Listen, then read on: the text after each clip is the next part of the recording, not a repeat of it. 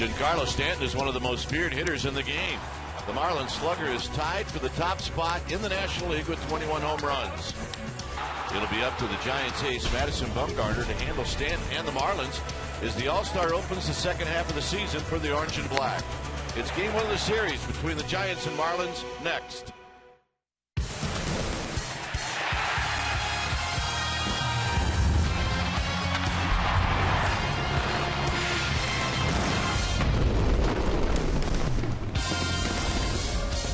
This road trip begins tonight here on a Friday night. We're in South Florida. We're at Marlins Park as we get ready for Giants baseball. Giants-Marlins game one of this three-game series. Hi again, everybody. I'm Dwayne Kuiper. Alongside me is John Miller.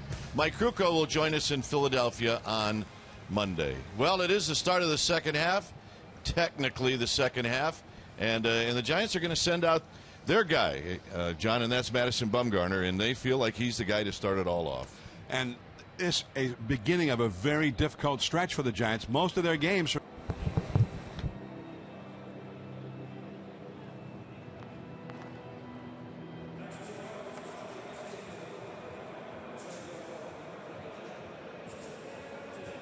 who's going for the Marlins. The Giants have knocked him around a little bit. They lit him up and knocked him out in the fifth inning when they saw him in San Francisco back in mid-May. So they'll try and contain Giancarlo Stanton, fresh from the home run derby and the All-Star game. He's the guy you got to keep in the ballpark for sure, although they have some other weapons as well. And this is, I think, a big series for the Giants as they get ready to head to Philadelphia next. And a terrific matchup.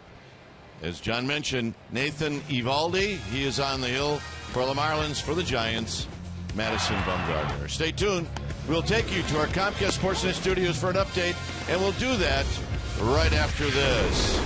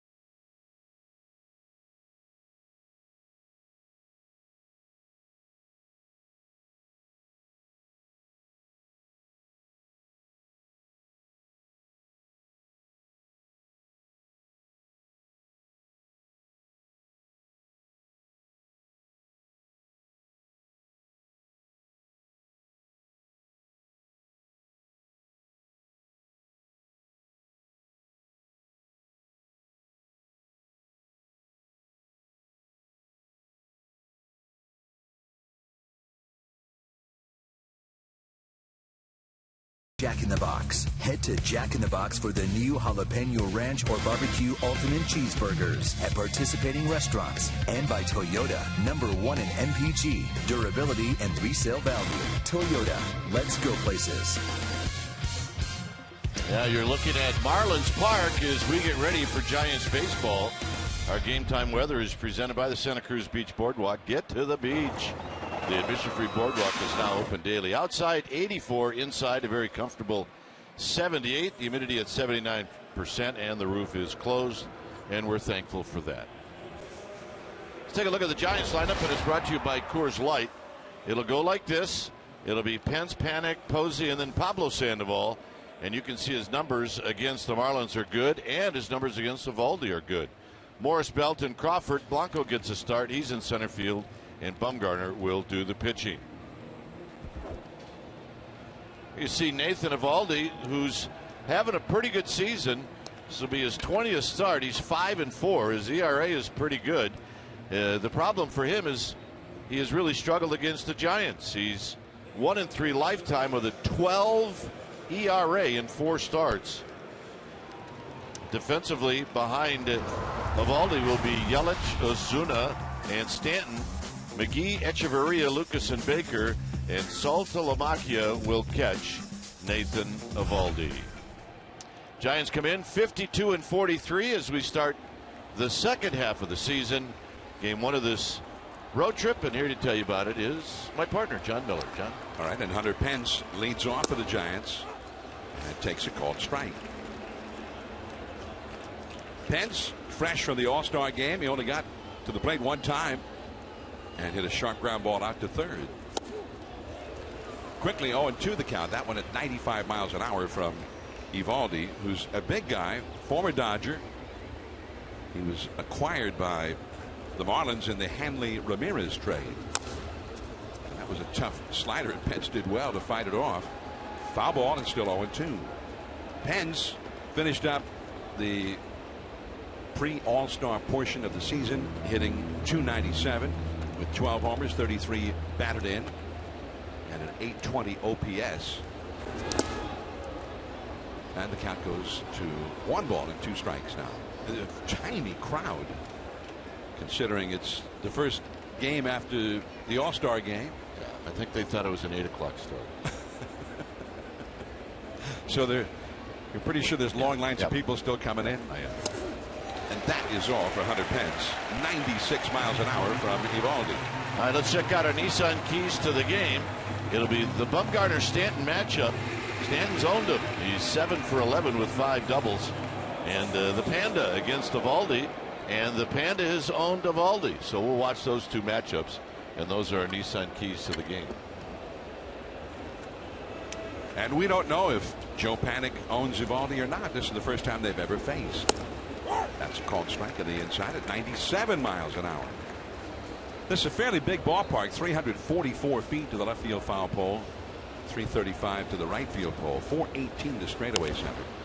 That's a foul backing out of play. The deepest part of the ballpark is a little bit to the left of the 418 marker, out near the big garish home run sculpture. There it is. See if you can pick it out. And the fence slopes upward out toward that sculpture. So if you can make him hit it to straight away, if you're the pitcher, you usually are in pretty good shape. Right next to the bag, Baker, and that's all for Panic. He decided to go after that curveball and just barely got a piece of it. And here comes Buster Posey. It really is odd how few people are here. The entire upper deck appears to be empty from foul pole to foul pole. There are some fans out in the upper seating level out in the outfield, right center, right field, but the upper deck is just empty.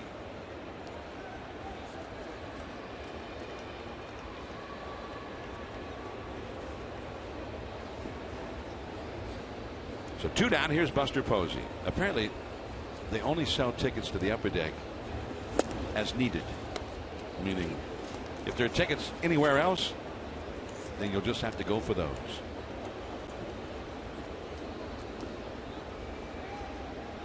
One ball and no strikes to Buster Posey. And Evaldi throws him out. So that was a very quick inning for Evaldi. Now Bumgarner to the mound. Stanton coming up third.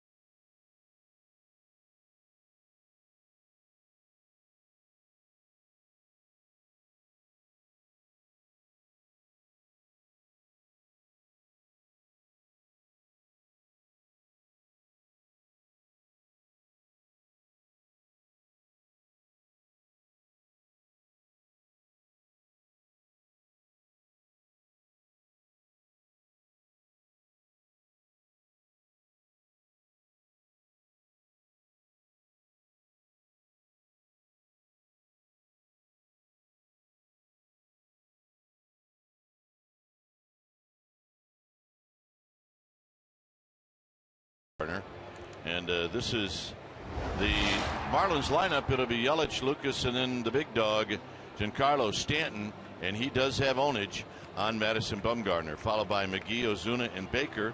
Saltalamacchia will hit 7th, Echeverria 8th, and Nathan Eovaldi will, of course, pitch and bat 9th. For Bumgarner, he won his last start. That was the Sunday game before the All-Star break where he hit the grand slam, and that upped his record to 10-7. This will be his 21st start. He did not face the Marlins when they were in San Francisco, and he is struggled against them. Lifetime, he's 0-2, and Bumgarner trying to straighten that out and win a game on the road, where he's pitched extremely well. Behind Bumgarner, it'll be a defense that looks like this. It'll be Morris, Blanco, and Pence in the outfield from left to right. Sandoval, Crawford, Panic, and Belt from third to first, and Buster Posey will be the catcher. So Bumgarner is trying to start out the second half on a good note. See Bruce Bochy. To his left is Mark Gardner. Dave Urquidi is not here. Dave Urquidi was taken off the flight in mid-flight yesterday as we stopped in Las Vegas. He had some health issues. They tell us he's doing fine. But Dave Urquidi will not be on this road trip. He will join the team when the team is back in San Francisco. Here is Christian Yelich, and he takes a called strike from Bumgarner. Yelich, who has a .358 on base percentage as a leadoff man, and that's the 5th best for leadoff men in the National League this year. And it's a ball and a strike. That fastball missing. Yelich, who came on last year in the second half of the season as a rookie and did well, but was primarily used and had a lot of success against right-handed pitching, not so much lefties. That fastball is right in there. 1 ball and 2 strikes. This year he's hit lefties well. He's got a .297 average and a .354 on base average against left-handed pitching, so he's in there all the time. He's the only lefty in the lineup for the Marlins. Joe Panic from shallow right field, 1 away. That'll bring up Ed Lucas. Bumgarner did not face Miami when the Marlins were in San Francisco back in mid-May. Giants split a 4-game series with Miami back then. And Bumgarner was someone who pitched on the both sides of that series, but not in the series. He takes a called strike, but Bumgarner in his career has only had 4 starts against Miami and is 0-2.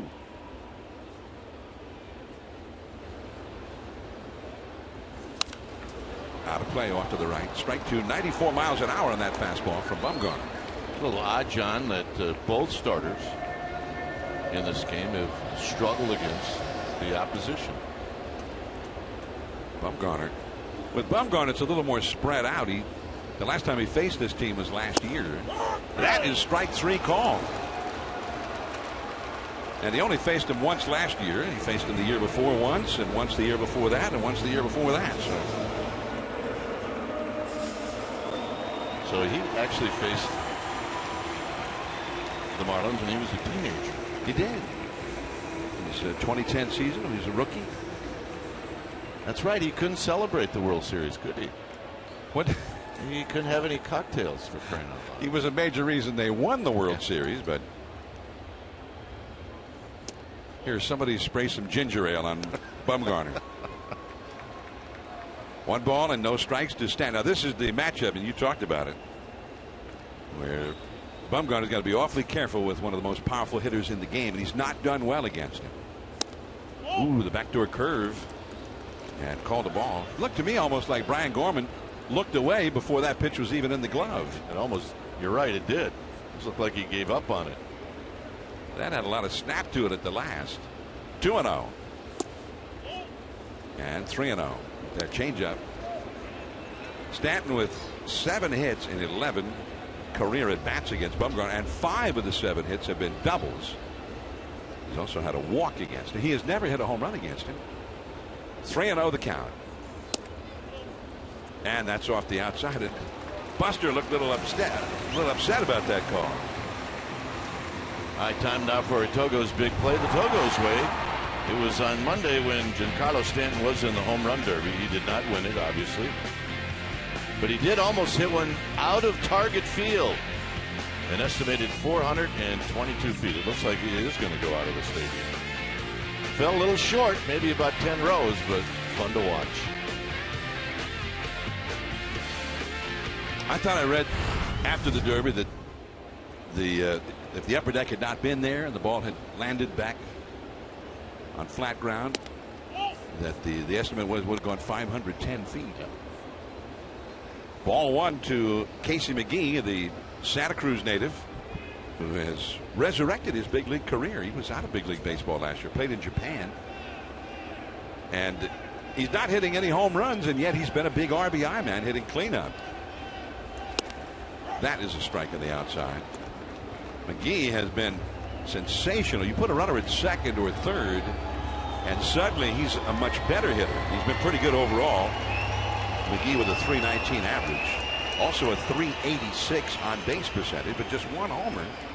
But he has 53 runs batted in, which is more than any Giants hitter. McGee has been money in those clutch at bats. Stanton at first, 2 down. And that's over the outside. 1-2. Stanton is hitting, and this is the odd part of it, he's hitting only .289 with runners in scoring position. So he apparently has had a lot of guys in scoring position.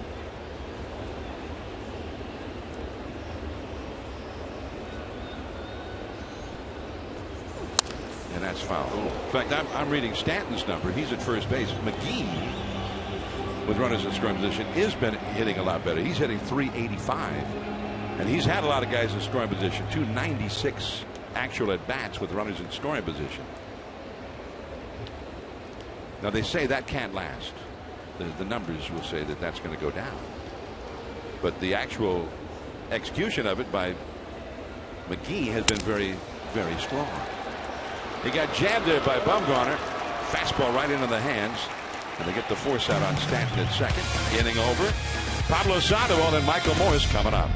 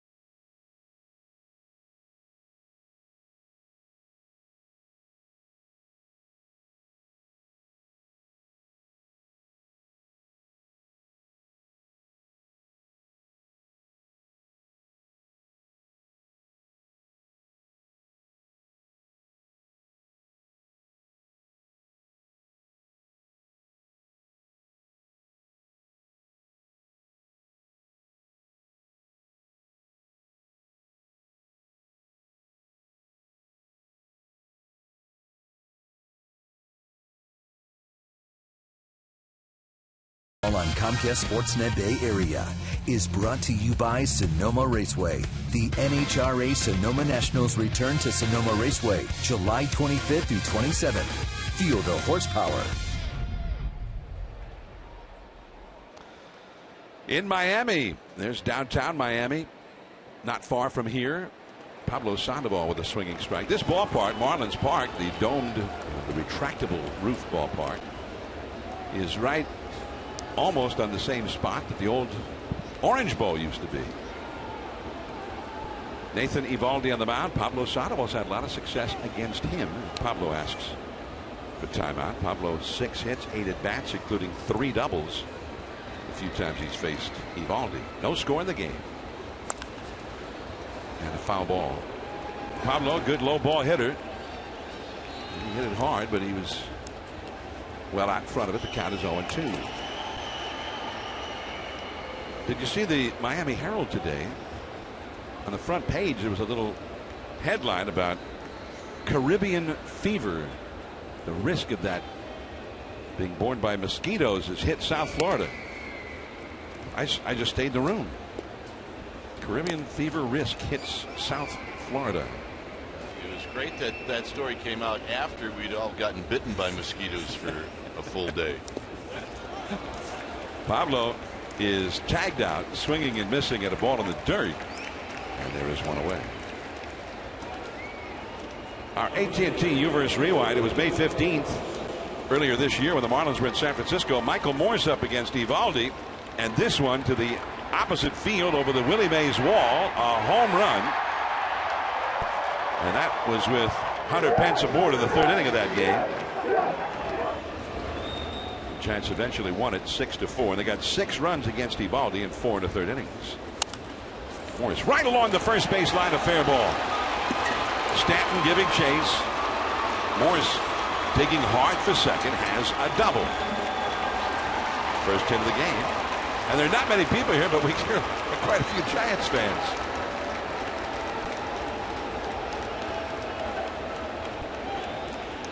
And a good group right behind the Giants dugout. So it's a good thing the Giants fans have arrived to. I made the mistake last year of looking around and seeing the orange and thinking, my goodness, the Giants fans travel well.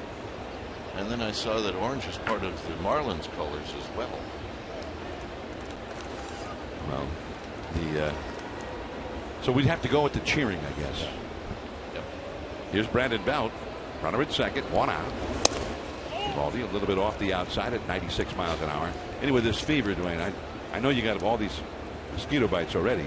It's called chikungunya fever, and it comes from outside the country, borne by mosquitoes. I showed Bruce Bochy about it, and he said I got bit about 100 times at lunch earlier today. I didn't know mosquitoes could travel that well.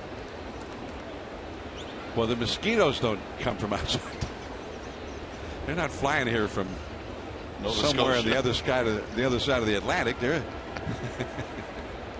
right, I got it. Somebody who's been traveling, they contract the fever from a mosquito down there. They come here and they get bitten by a mosquito here. Now that mosquito has the fever, right. And it, bites somebody else. Actually, that sounds like a great movie. 2-2 now to Brandon Belt. Anyway, so it's here, but it's not rampant here. Apparently, it's been down in the Caribbean. Puerto Rico has declared a little bit of a what do they call it? It's an epidemic in Puerto Rico. Yep. Felipe Alou, who's here, he says that it's also been down in the Dominican Republic. Just a little bit low at 96 miles an hour. 3-2 the count. Runner at second. The Marlins have a shift on the infield for Belt, but not a big overshift. The shortstop, Echeverria, is behind second base, but not all the way over to the other side. Morris after his double at second.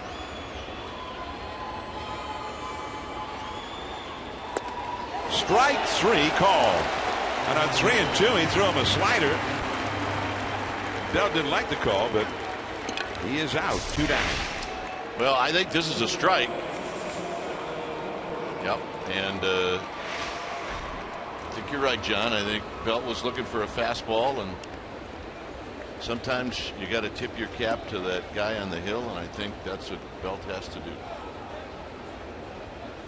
Well, Eovaldi's got 3 strikeouts already, and he has not been striking people out. He's been sort of the enigma of the Marlins pitching staff, because he's got great stuff. As Crawford fouls one out of play, strike 1. He had struck out more than 2 batters in a game only 1 time in his last 5 starts. Well, that's very odd considering how hard he throws. And with the kind of stuff he's got, because that breaking ball looked pretty good. To be able to throw it like that on 3-2, that's a good one. Just not consistent. Check swing, that ball just off the inside. A ball and a strike. Yordano Ventura, young guy, we saw him in spring training. Very impressive. Has the highest average speed on a fastball. Garrett Richards of the Angels, and then Eovaldi's number 3 on that list, and just ahead of Garrett Cole of the Pirates. Curveball, strike 2 call. Well, if you've got your slider working, your curveball working, it really makes it tough for hitters because you can't just sit on the fastball. And you kind of have to be sitting on that fastball. You have to be ready for the fastball at all times when it's that fast. You do, and you have to get your swing started a little early. And if you do that, then of course that'll break you down for the off-speed pitches. But in Belt's case, he just didn't recognize it and took it. 1-2 the count. Getting good rips here against Eovaldi. But that straight back to the screen. 1-2. Well, he's about ready to see either the curveball or the slider. Of course, on the other hand, if you're Eovaldi, if you're Saltalamacchia, the best that Crawford is doing with the fastball is fouling it off. Maybe you climb the ladder on him. He buries that hard slider almost like a cutter in the dirt on the inside. 84 miles an hour, but not the same kind of break that he displayed to Brandon Belt for strike 3, that's for sure. 2-2 the count. He did as you thought he might with that breaking ball. Let's see what happens here. Morse at second. Fastball, foul, back out of play. Now, even though you've seen a few fastballs, you see a breaking ball at 84. And then the next one comes in at 96. Does it look even faster? Oh, absolutely. And again, if you're Eovaldi, you're thinking, look, I'm doing okay with both pitches because so far Crawford hasn't put anything in play. Best he's been able to do on that fastball is foul it off. As he does there again. He really, that was the emergency, the top emergency hack, and he got the job done. Well, that, as far as I'm concerned, that's a good swing because he spoiled an out pitch and he gets to see another pitch. 2-2. And the curveball is bounced foul off to the right. 77 miles an hour on that. Throwing a 96 mile an hour fastball, then a 77 mile an hour curveball. 2-2. Gregor Blanco on deck. Giants looking for that clutch hit. Belt was called out on strikes after Morse's double. And Crawford really giving Eovaldi a battle here.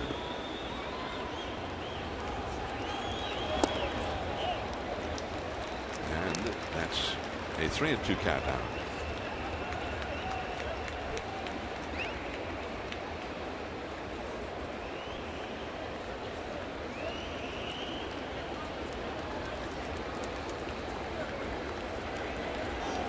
Battle continues. Eovaldi ready. 3-2 pitch. Hit deep. Way back to right field. And goodbye. Off the back wall of the bullpen. And what a plate appearance for Brandon Crawford, who had struggled in the last couple of weeks before the break. And on the 11th pitch of this battle, he launches a tape measure homer to give the Giants a 2-0 lead. And this is our Ford right choice. Take a look at the location. I think he got the ball down a little bit. All the other fastballs were right around the belt, and Crawford sends it into the Marlins bullpen. Our Ford right choice. Very nicely done. Stanton went back on it, but he was not close to it. Man, what a great way to start after the 4-day layoff for Brandon Crawford. Here is Blanco. And that was no easy trip for him. He was fouling off tough pitches, and he was seeing curveballs and changeups and sliders and 96 mile. And finally, on the 11th pitch of the battle, he launched one. Well done by Crawford, his 8th home run. And go back to the emergency swing. Didn't look real pretty, but he stayed alive to get another couple of pitches. Blanco fouls it off the left field line. 1-2 the count, and I think that's an excellent point. The pitch that he fought off, that 2-strike pitch you're talking about, that was totally a pitcher's pitch. Absolutely. But close enough, I think he figured on the outside that he better try to foul it, do something with it. 2-2 lest he be called out by the plate umpire. 2-2 the count now to Blanco. The pitcher, Bumgarner, on deck. Always, I think, a good idea to get people on base for Bumgarner's at bats. Curveball. And there is Lucas. The inning is over. Morris with a 1-out double, and then Brandon Crawford. Boom. 2-0 Giants.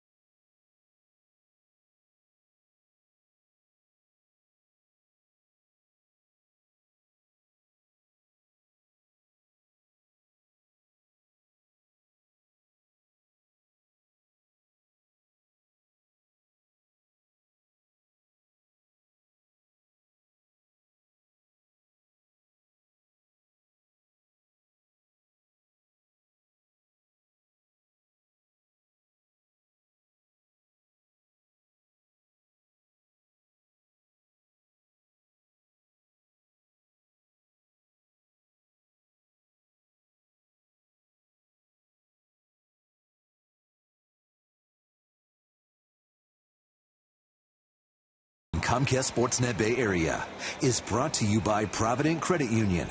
Make life easy. It's a 2-0 lead for the Giants, so Bumgarner now trying to come up with a shutdown inning after Brandon Crawford, one of the Brandons, gives the Giants and Bumgarner a 2-0 lead. Marcell Ozuna leads off for Miami. He and Bumgarner have never faced in the past, and Ozuna, who came up last year, and he tormented the Giants in particular, also had a lot of injury problems, but he's having an excellent season this year. 15 home runs. There's that big curveball for a called strike 2. Ozuna 276 average, 323 on base, 15 homers. He has 53 runs batted in. And even though this is a big ballpark, he's hit most of his homers here. Foul ball. And that is fielded cleanly by Brett Butler. Maybe somebody you recognize. Former Giant. He had some good years with the Giants and maybe the best leadoff hitter the Giants have ever had. Although we watched Angel Pagan do some pretty amazing things. Along the right field line, Hunter Pence on the run. He leaps. He's got it. Wow. It did not seem likely that was going to be a catchable ball, but Hunter Pence apparently never thought so, and he never gave up on it. And a leaping catch as he slammed into the wall. Well, he knows it's his or nothing, and he also has the benefit of a padded wall, and it's not like he crashed into it. Yeah, he did crash into it. And once you get that ball stuck in the sweet spot of those big gloves, it's probably not going to go anywhere. Nice play. So here now is Jeff Baker. And it's 0-1. Baker hitting .242. Only 2 home runs in 124 at bats. And that changeup is just off the outside. 1 ball, 1 strike. Mike Redmond, the manager for Miami. And Redmond, you might recall, if you watched it, that is out of the reach of Crawford. Very fast infield here, which we didn't already know it. We just found out. And Blanco does well to get the ball quickly back in as Baker took a big turn around first Miami hit. Well, you're right about the quickness, John. That I thought when contact was made that Crawford was going to have a pretty good chance of at least gloving it. But it scoots. It's almost like it's on turf. And Crawford came close. But there's going to be a lot of hits if guys hit the ball pretty well on the ground. So here is Jared Saltalamacchia. He takes a called strike. It's 0-1. Saltalamacchia, switch hitter, lots of power. Got 9 home runs for the year, although just a .219 batting average. And only 1 for his last 24. 1 hit, 24 at bats. Change up way off the outside. 1 ball, 1 strike. Anyway, Mike Redmond, I started to mention, he ended up being the pitcher for Giancarlo Stanton in the home run derby this past Monday night. Redmond, his second managing season. Cutter on the outside for a strike. Beauty right at the knees, and it's 1-2. Redmond, long-time catcher. He was generally a backup catcher, but always had a job. He was very well regarded, and I think a lot of people thought that he might end up one day being a coach or a manager.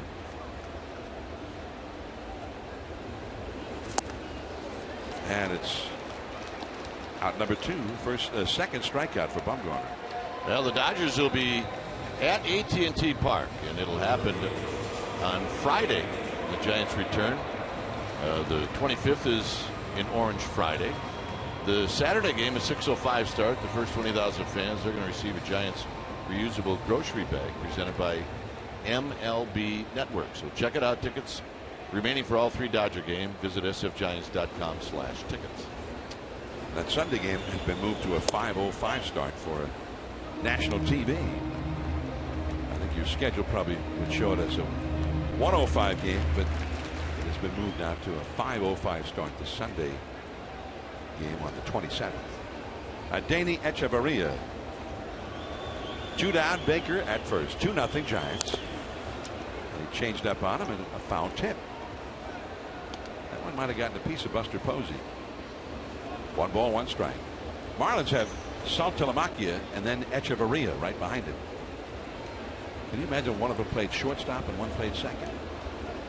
That or trying to score them. They're on first and second on a triple.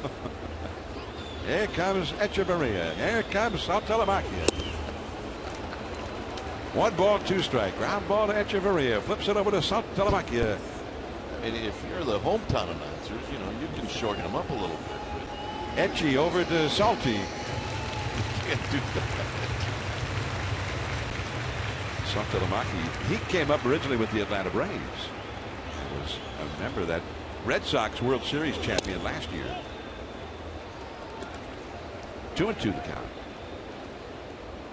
I think what happened in Atlanta, because they liked him, liked a lot of things about his game, but then McCann came along, Brian McCann, and then they said, wait a minute, it looks like we won't need a catcher for a long time.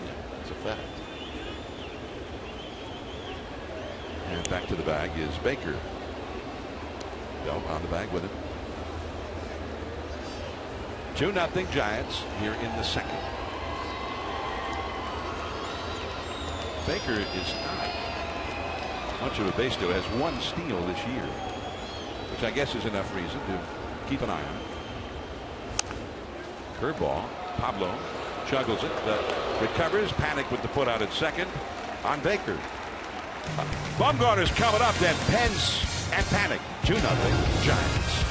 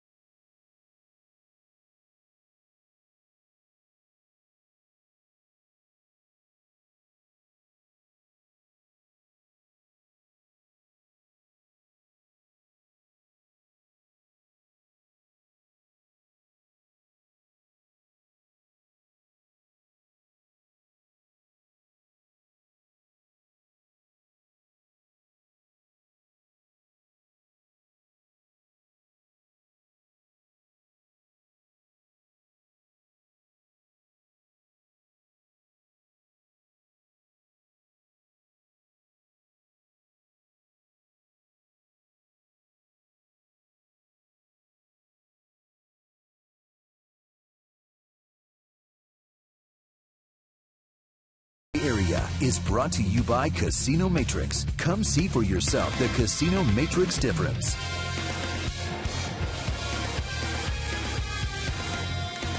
South Beach, the Art Deco district, historic South Beach. The Giants leading 2-0, and Bumgarner, that was ruled a swing. And as Bumgarner leads off here in the third against Eovaldi, Dwayne Kuiper. All right, John, and the 0-1 to Bumgarner. And there's that breaking ball that sometimes we watch Bumgarner swing at him, and like Mike Krukow likes to say, they just didn't throw curveballs in North Carolina. And see, he's right.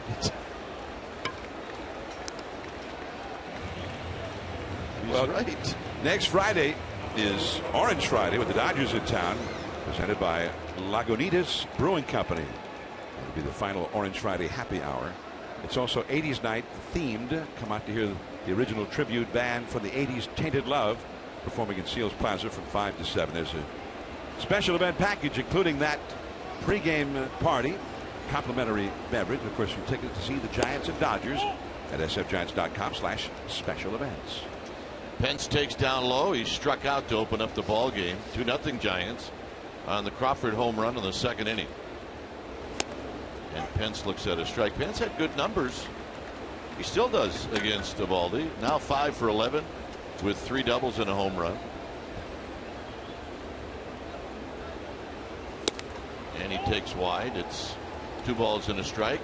As John mentioned, he had 1 at bat in the All-Star game. And a sharp ground ball to third. It's 3-1. It was kind of odd when he came up. If you were a Giants fan, I'm sure you didn't enjoy it because they were having an interview with somebody and never mentioned that Pence was up. And I did not even know if he stayed in the game until I read somewhere he was on deck before the last out was made. And it's low to Pence. So I guess he did stay in the game. Here's Panic. That's what I heard. Yeah. And I don't remember who they were interviewing, but it was somebody important, or more important than what was actually happening on the field. Well, don't put all of your ads this time. It counts, because as if that's why you're supposed to watch. Right. And then when you broadcast it, you pretend like it doesn't count. It's true. Good point. Here's Panic.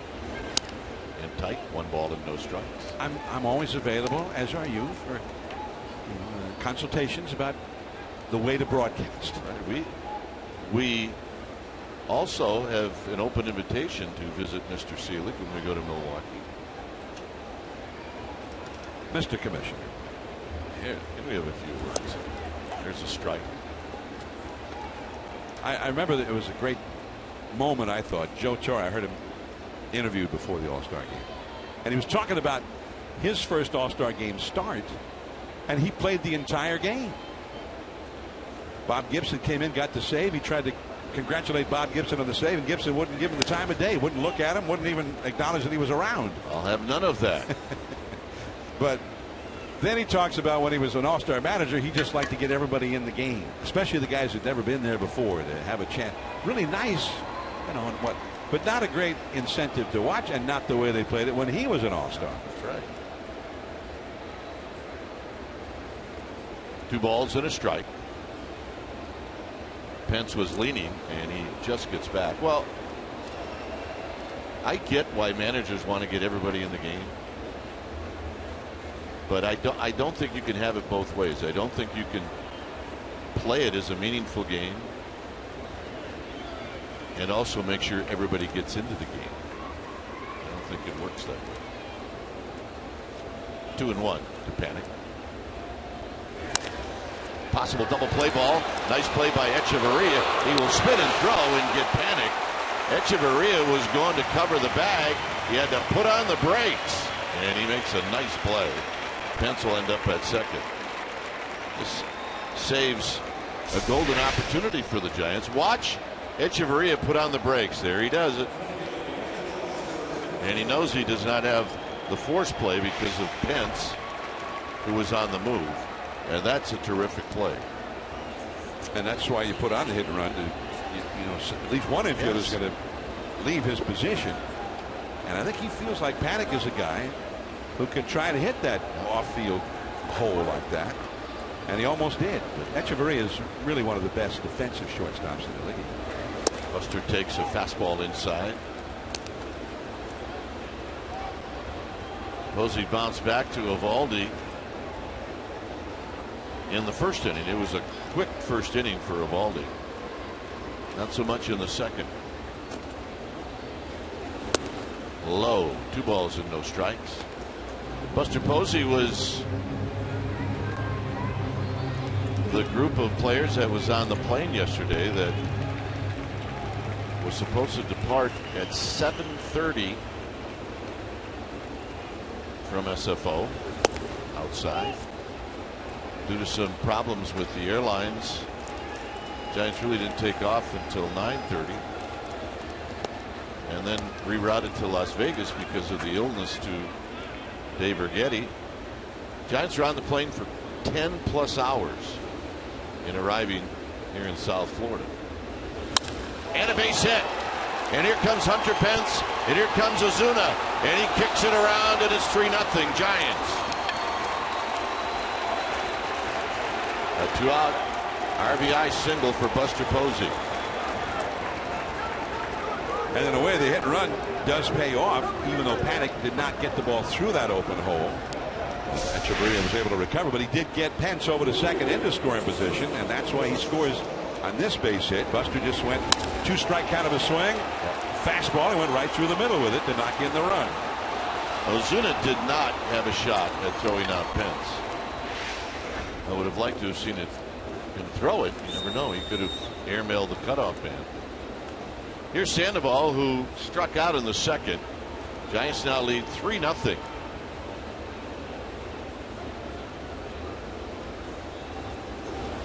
Big curveball is wide. And the reason the Giants left so early yesterday is they needed to get here for a workout. They wanted to get the workout in before the Marlins were working out. They have first choice as to what time they were going to work out, as Sandoval fouls a hanging breaking ball straight back. And it turned out as the day went on, 70% of the players were already here. That Bruce Bochy then just changed the workout time until after the Giants arrived, which was right around 7:30. In tight to Sandoval, 2 balls and 1 strike. We sort of got the idea of if baseball ever expanded to, say, Europe, what a road trip from San Francisco to play the Rome Cardinals might have been like. Yep. That's about how long it took. Sandoval pops this one down the left field line, and it's out of play. The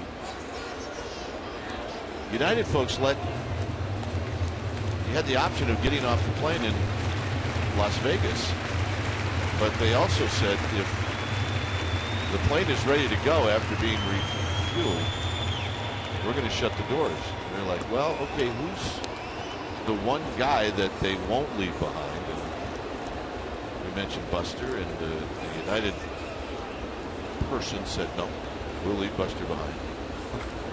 There's a foul out of play. I said, well, Giants CEO Larry Baer is there, so will you leave Larry behind? And I said, no, we will not leave Larry behind. So then we made Larry get off, and then we all got off. So Larry ran to the Starbucks. Right. And we were all behind him. I had a suggestion for him, and I think they thought I was kidding.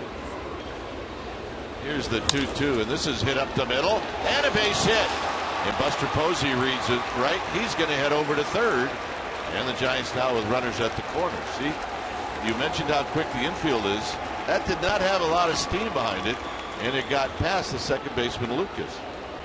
He really did not hit it that hard, but it still made it quickly through. And here's a look at it. You see the second baseman Lucas is playing him to pull a little bit over into the hole, and didn't even get close to it.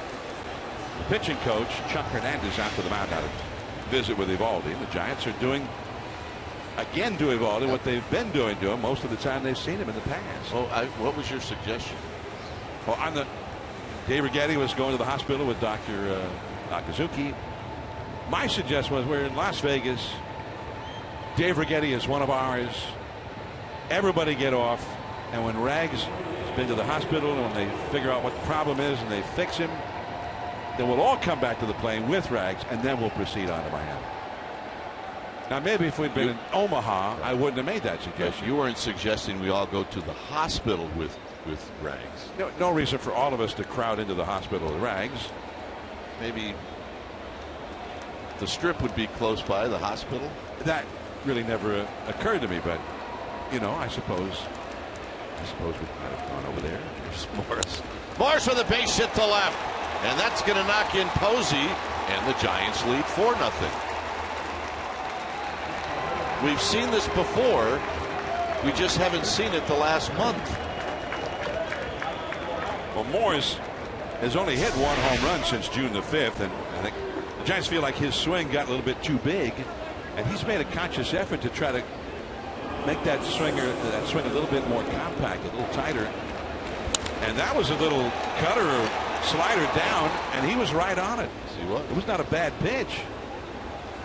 So here's Belt, who got caught looking on a 3-2 breaking ball, and he takes a strike, and it's 0-1. I think he did something similar. It wasn't the same pitch, didn't hit it the same way, but his first at bat right away, not trying to launch one on the very first pitch. He chucked it in right past the first base bag for a double down the right field line. And now early on, he gets the RBI single. Belt now behind 0-2.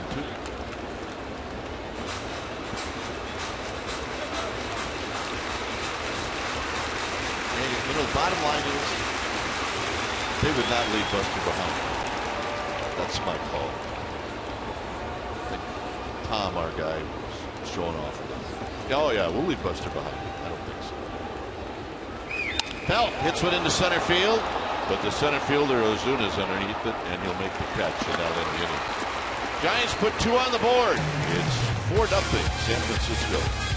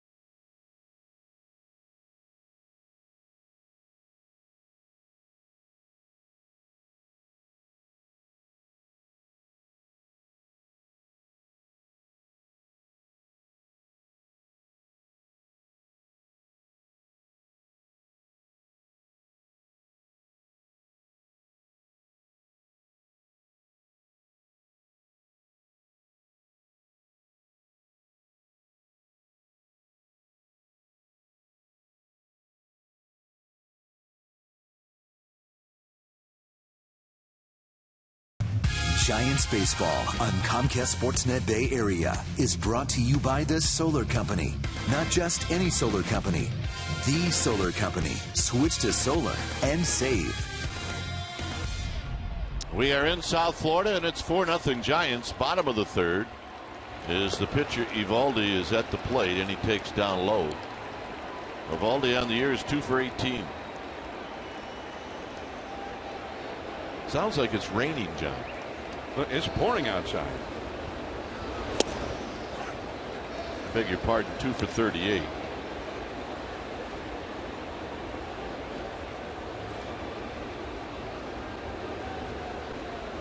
Yelich and then Lucas here in the third. And this is a shot foul. Heads up. Do not hit that little guy. Looked like it might have caromed off his chest. But he ends up with the baseball.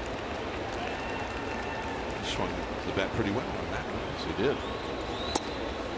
did. In tight, 2-2. Giants with 4 runs on 5 hits. And 2 of those hits in the top of this inning came with 2 outs with runners in scoring position. And Eovaldi is out. 3 strikeouts now for Bumgarner. Dave Fleming will be in. He'll be in here in the 4th inning, or make that in the next inning, the 4th. John will head over to the radio side for innings 4, 5, and 6. Mike Krukow will join us in Philadelphia on Monday. See Lee Jones sitting above Dave. Here's Yelich. Yelich takes high. He bounced out to Panic in the 1st inning. I have a theory as to why Krukow's not here this weekend. Yeah. It's because it's Miami. Remember, he used to tell Dave when Dave was a rookie broadcaster, hey, this is not a summer camp, pal. Yeah, this isn't camp. This is business. So he's either avoiding Dave's camp ideas, or Mike has got a little bit of a camp going on his own in Reno. Well, I suppose that's possible. Dave approached Mike very early in his major league career on the bus as we arrived here in Miami and suggested that maybe we could get all the writers and broadcasters together and play a little beach volleyball. This is hit into the gap, and Blanco's not going to get it. And Yelich is going to have a 1-out double as he trots into second base. And Mike's response to Dave was, Dave, this isn't blankety blank. I thought somewhere he put pal in there. He dropped the pal after a pause. Gave a little Milo Hamilton thing. Not summer camp, Pally. Dave is not soon forgotten that story. Philadelphia, he's going to join us in Philly on much more business-like plays. Absolutely. Lucas struck out looking in the first, so the Marlins, the first time, are the runner in scoring position, and this is bounced to Crawford, who picks it on the third hop. 2 outs.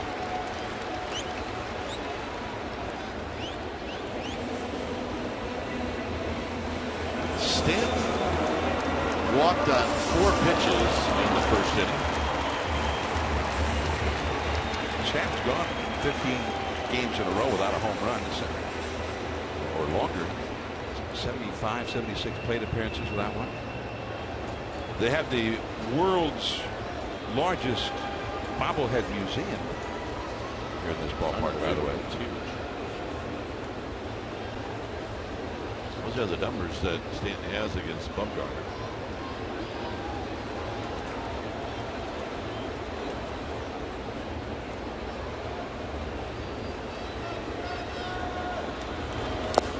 Down low.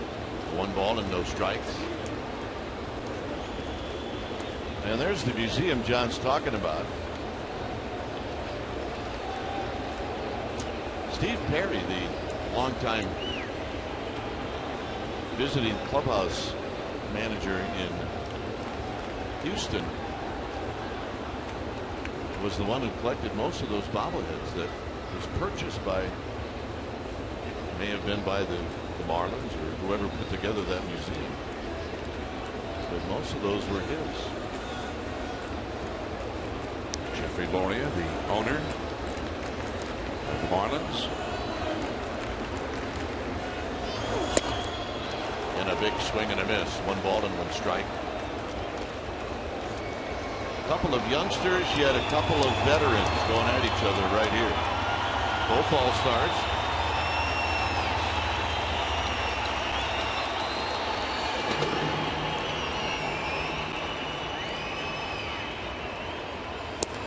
And a good pitch, 1 and 2. And he's been cold. You're right, Johnny. And the Marlins lost their last 4 games before the All-Star break. And one of the reasons was Stanton ice cold.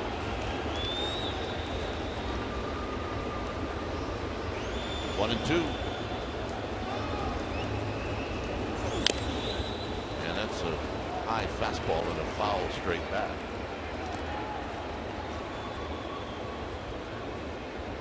You see some of that collection of bobbleheads that are wearing Giants uniforms. There's Bumgarner. Is that Barry Bonds? Barry Bonds.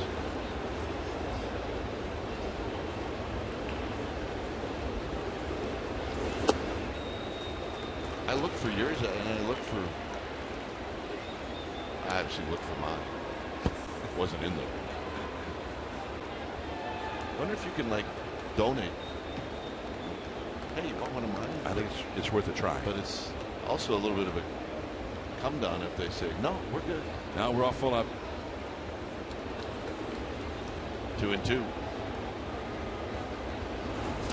And in the dirt. And Stanton strikes out. Buster Posey will calmly tag him, and that'll end the inning. Another shutdown inning for Bumgarner. Dave will be in. John will depart. 4-0 Giants.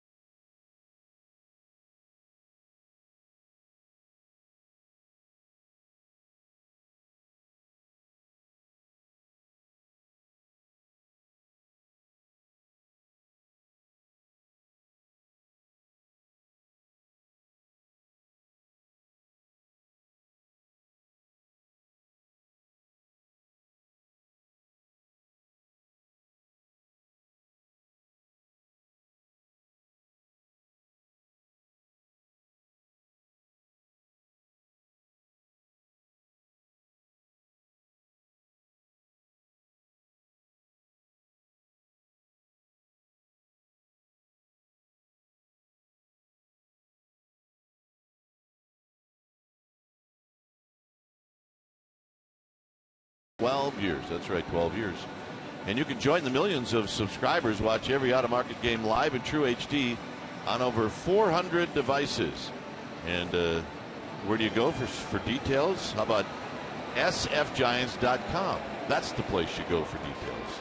4-0. Giants are on top. Dave Fleming is now sitting next to me.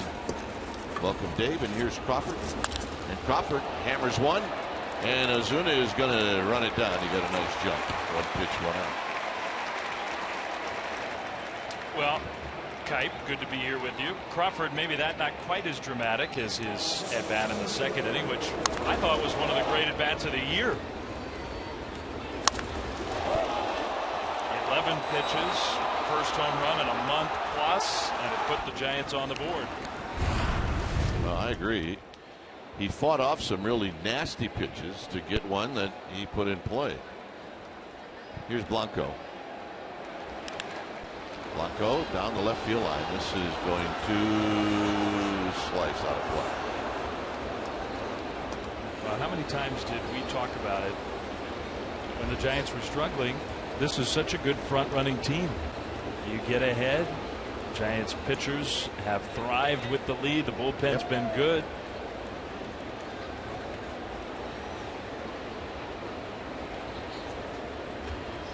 Bumgarner on deck.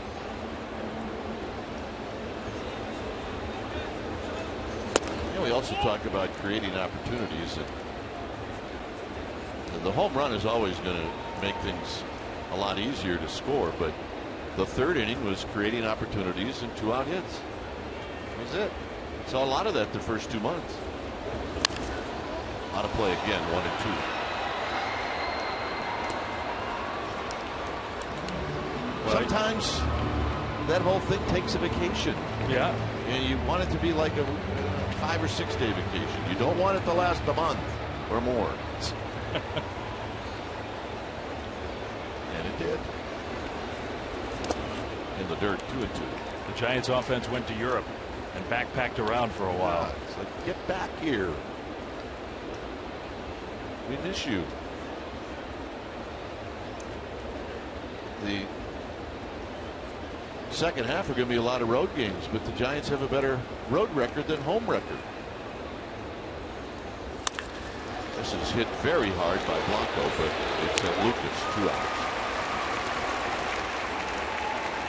And here's Bumgarner.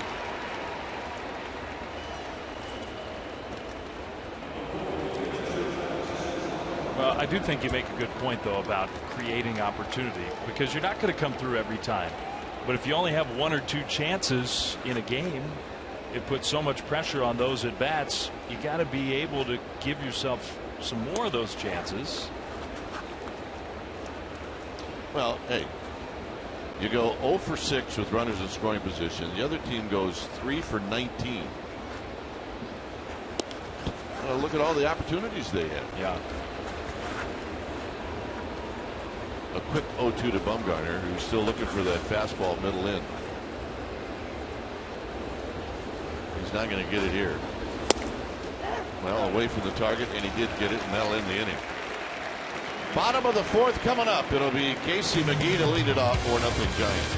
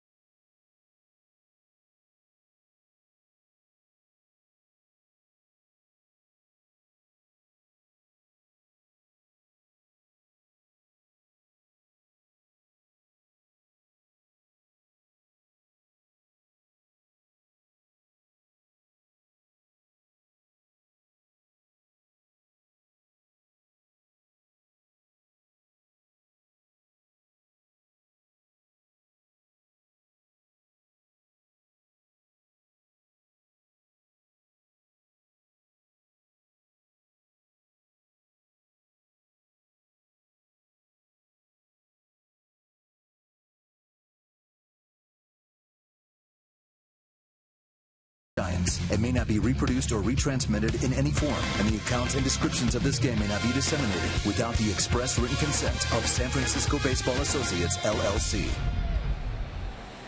Well, it's time to log on to csnbayarea.com. Decide the player of the game. Your vote counts. Winner's going to be revealed during Giants postgame live. Follow the action on the diamond like never before with enhanced Bloomberg stats and more. Giants in-game live on csnbayarea.com. Log on now and vote. Well, we've heard those Giants fans throughout these first few innings. They've been loud. Yeah, they are in the first row behind the Giants dugout. Well, I reference your point over on the radio side. It's not that easy in this park to pick out the Giants fans because the Marlins have a lot of orange. A lot of their fans like to wear the orange. So sometimes you need the close-up view. They tricked me because at one point orange was never an issue, and then all of a sudden orange was in their colors. Yeah. What? Here's Casey McGee, who bounced out, and he takes a called strike from Bumgarner. What happened to Teal? Oh, seriously. I think you should have to ask other teams that have orange. Can we have a little bit of your orange?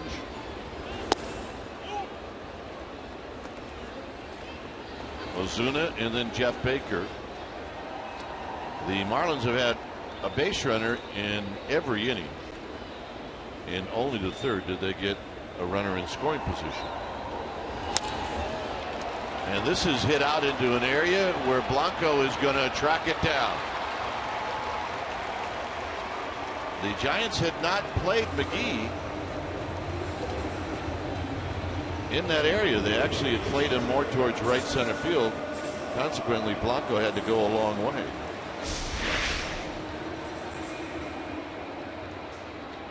See where Blanco was playing, more towards right center field. But he got there in plenty of time. Here's Ozuna, who popped out to Pence, who made a nice play down the right field line.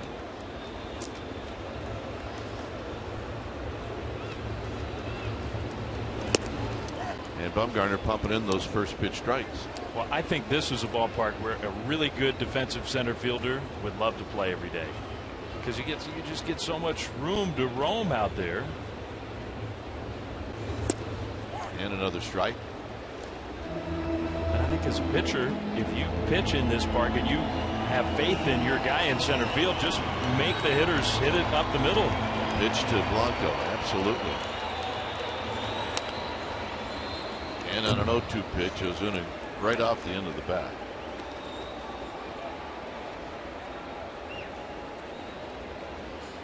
Giants 4, Marlins nothing. 2 in the second, 2 in the third.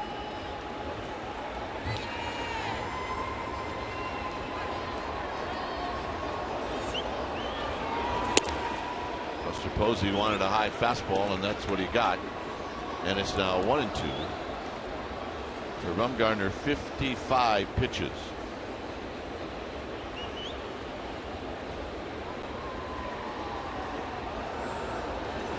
Got him. So that cutter or slider down and in does Ozuna in. That's 5 strikeouts now for Bumgarner.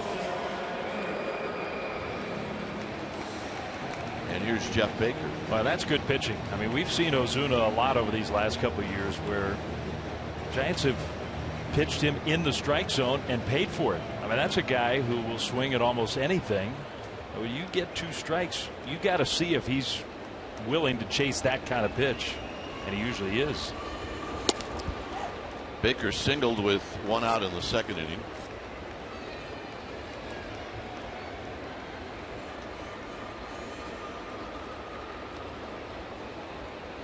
Now 3 for 10 lifetime against Bumgarner.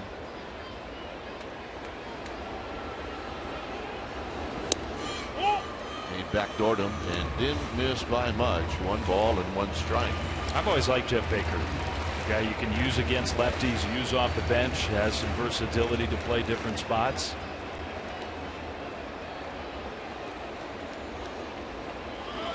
I'll bet he's a guy that in an emergency you can play him at every spot in the diamond. I think you could.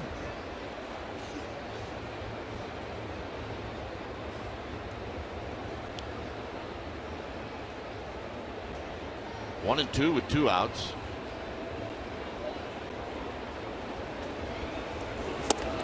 Got him. And that'll end the inning. 6 strikeouts for Bumgarner. When we come back, Dave Fleming will do the play-by-play. It's 4-0 Giants.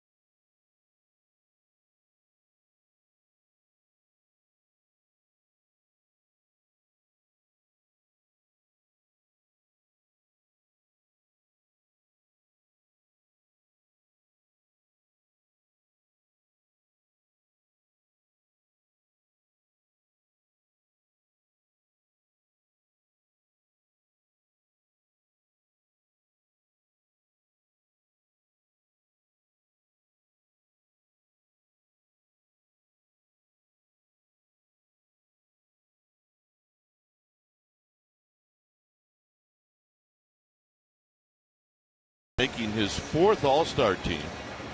You always try to cherish something when you get it. You never know what's going to happen. You can't take anything for granted. 4th time, and he's gone in what, 3 different uniforms? Obviously the A's and the Braves, and now the Giants. And he did enjoy his time in Minnesota, and he'll be pitching tomorrow. All right. Here's Eovaldi throwing to Hunter Pence, and here's Dave Fleming. Well, Pence, who got the rally started in the 3rd inning by drawing a walk, is ahead of the count 1-0. Hitting lead off again for the Giants. He's there with Hudson in Minneapolis, and he takes a called strike.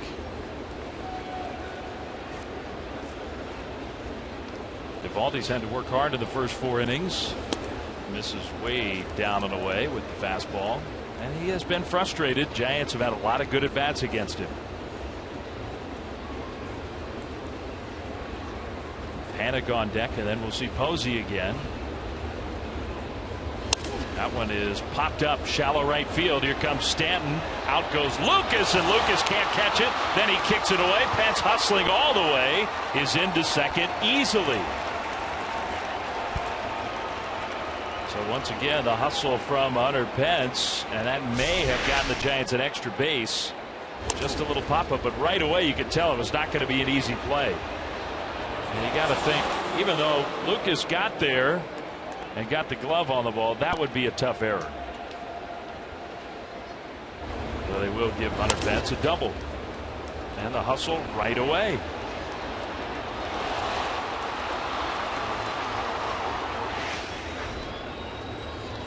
Pence in scoring position, and Panic has a chance to at minimum move Pence to 3rd. Swings away, and a foul ball off to the left, strike 1, which is not what Panic is trying to do. He wants to get the bat around on that fastball, and if he's going to make it out, make it to the right side. Giants have the 4-0 lead, so not necessary for them to play true situational baseball here. Panic, a line drive over the leaping attempt of Echeverria. That's a base hit. Pence had to really stay close to second in case the spectacular shortstop caught the ball. Panic had a hit robbed by Echeverria his last time up. Almost had it happen again. That may be what he's talking about there. Geez, I can't believe he got that close. And that looked like a sure base hit, and Echeverria, he almost got it. Well, at some point, Dave, you say to yourself as a hitter, I'm not going to hit it to that guy anymore. Somewhere else. Here's Buster Posey. Drove in a run with a base hit up the middle his last time up. And a great opportunity here for the Giants to expand their lead. Already up by 4. Swings and misses. And Buster may well have been looking for that off-speed pitch. He does. He will sit on certain pitches. And I agree with you. He had a good rip at a pitch that he might like to have back. Infield has crept in for the Marlins. Posey over the drawn-in shortstop. Another hit for Buster. Pence will come in to score. It is 5-0 Giants. Well, you take that risk, right? You bring the infield in, gives the hitter some better chances to pick up a hit. Well, it's likely Echeverria would have had a shot at catching it. You're right.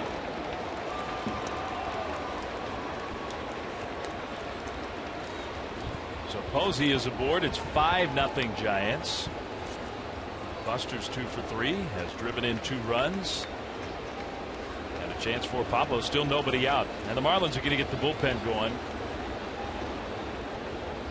Giants have a chance to knock the starter out of the game. Dan Jennings, the left-hander, warming up.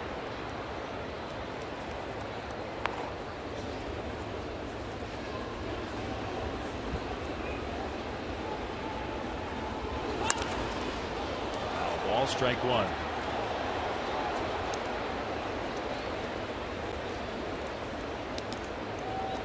Pablo's hit his last time up was an important one. It set up the second run of the third.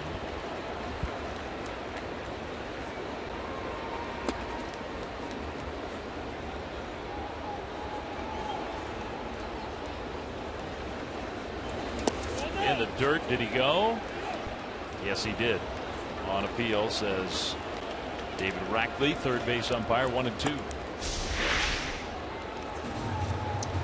This is what Rackley had to decide, and I think he's 0 for 1 in the check swing department. I think, and those are such coin flip calls. There's some umpires who almost never call a swing. Side of ball, high deep drive to right field. This one is on its way. Goodbye. Into the bullpen. A 3-run shot. The power's back for the Giants tonight. It's 8-0.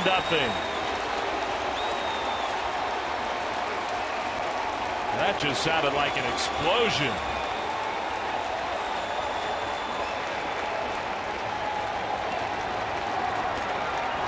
Well, we've seen pitchers from time to time try to get Sandoval out with high fastballs. Sometimes they do, and sometimes he looks bad on high fastballs. But then again, sometimes he gets the barrel out, and that's what he does. When it's time for a change, think Speedy. Oil change and tune-up. Your oil change tune-up and Smog experts. We'll be back.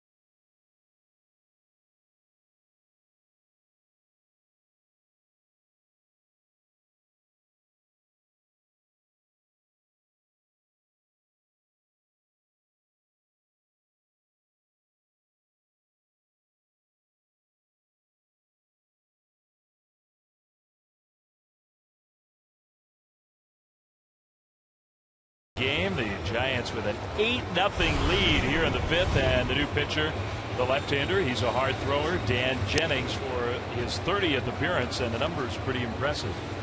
Yeah, look at those numbers. He's got an ERA under 1. He will walk a few people, but he'll also strike a few people out. So. We talked about the location. So Evaldi's trying to get him out up. How'd you do? He got around on that high fastball like he was sitting on it. And he hits another one into the bullpen. Giants have had a good aim to that bullpen tonight. Crawford's home run went in there. Now Pablo's home run into the bullpen. 2 home runs, 9 hits, 8 runs in 4+ innings against Evaldi. Michael Morse had 2 of those hits. Swings here, and another hit for Morse. He's 3 for 3. Stan will try to hold him to a single. He won't be able to do it.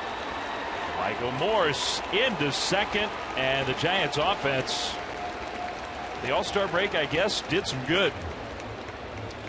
Well, you never know where you're going to find your swing, your momentum, and somewhere the Giants found it in the last 4 days.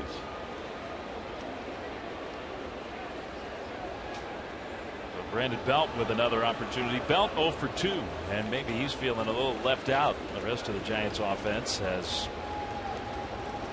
been very potent tonight.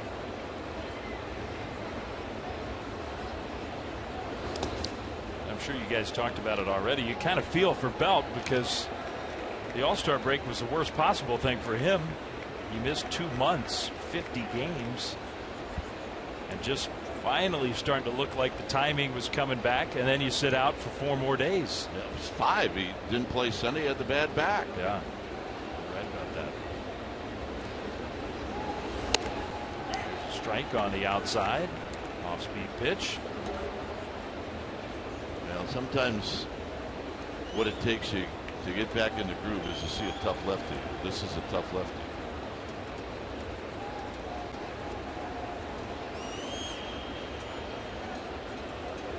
Morse at second, nobody out, still Belt with the foul ball. 5 consecutive hits here in the 5th. Pence a double, Panic single, Posey single, Sandoval home run, now Morse double against the new pitcher. The Giants have 8 runs and 10 hits and nobody out in the 5th inning.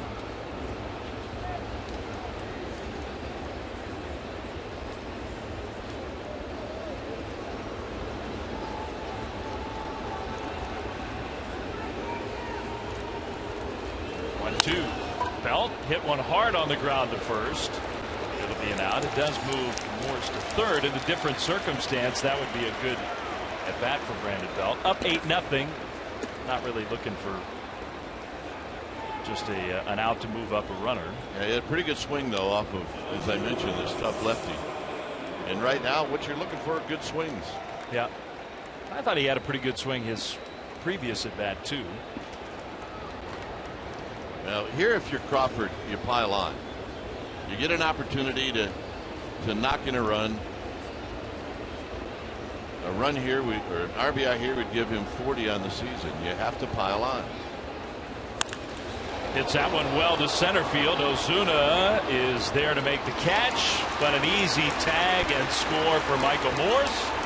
So count that as a win for Brandon Crawford. Sacrifice fly, 9-0 Giants. Pile on. Brandon Crawford swinging the bat beautifully. Yeah, you never know where you're going to find your swing. Brandon might have found his in Vegas on that 1-hour stop yesterday. Never know. You could find it in a hotel closet. You never know where you're going to find it. Pull that lever on the slot machine. Oh, look, it's my swing. There it is. Thank goodness Larry Bear got off the plane. Everybody else had permission to leave. Yeah, they would not leave without Larry. 2 down, bases empty, and Blanco spinning out of the way takes strike 1. Well, the news on Dave Righetti, not great, but we are happy that he's okay. He just can't get on a plane, so the Giants won't see him until they come back home after this week away. That's why the airplane had to stop in Las Vegas. It was not just a search for Brandon's swing. No. It's happened. Just turned out well.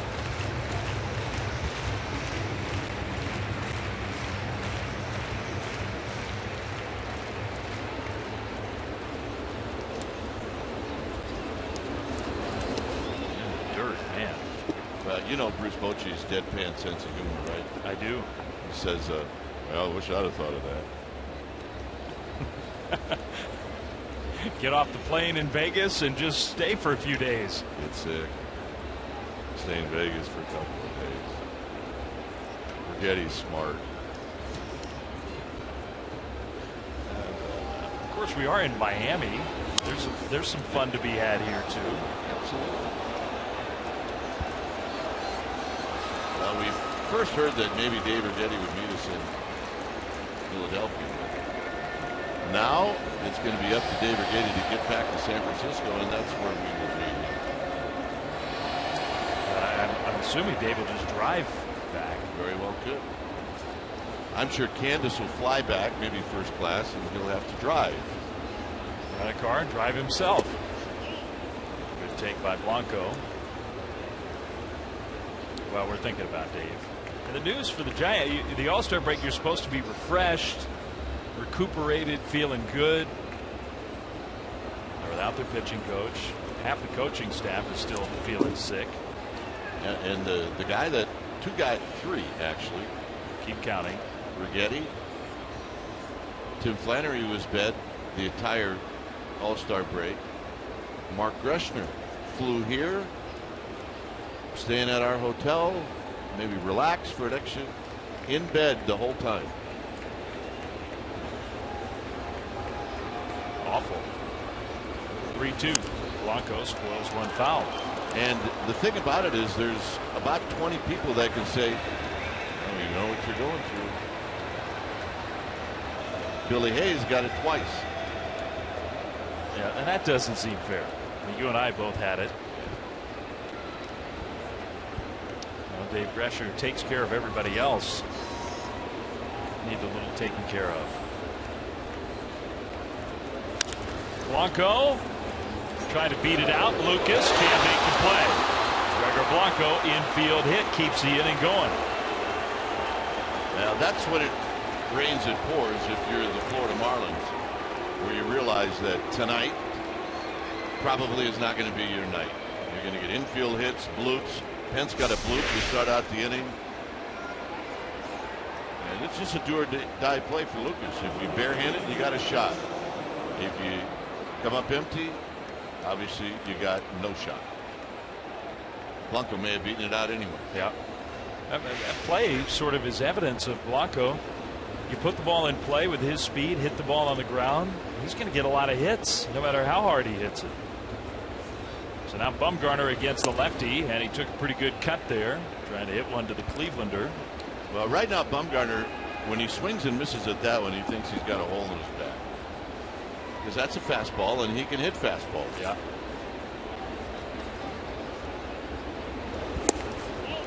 Call the ball. Well, the Giants, I mean, it wasn't great news about Scudero. He tweaked his neck during the All-Star break. Angel Pagan still hasn't swung a bat. It's going to be at least a few more weeks for him. Everybody getting sick. There's a half swing and a miss, and yet through all of that, first game back from the break, and here are the Giants up 9-0. And remember, this is the month that takes you to the trading deadline. Yeah. And Brian Sabian's got to try to figure out what his team looks like. Well, these games from now through the end of the month, so you're talking about 2 weeks worth of games basically, are so important in that regard. You can't plug every hole. You got to figure out what your biggest problems are, how to address those. Bumgarner strikes out swinging. Giants bat around though, and Pablo Sandoval got the bat around. A long home run that knocked Eovaldi out of the game. So the Panda with his 12th of the year, and the Giants lead 9-0.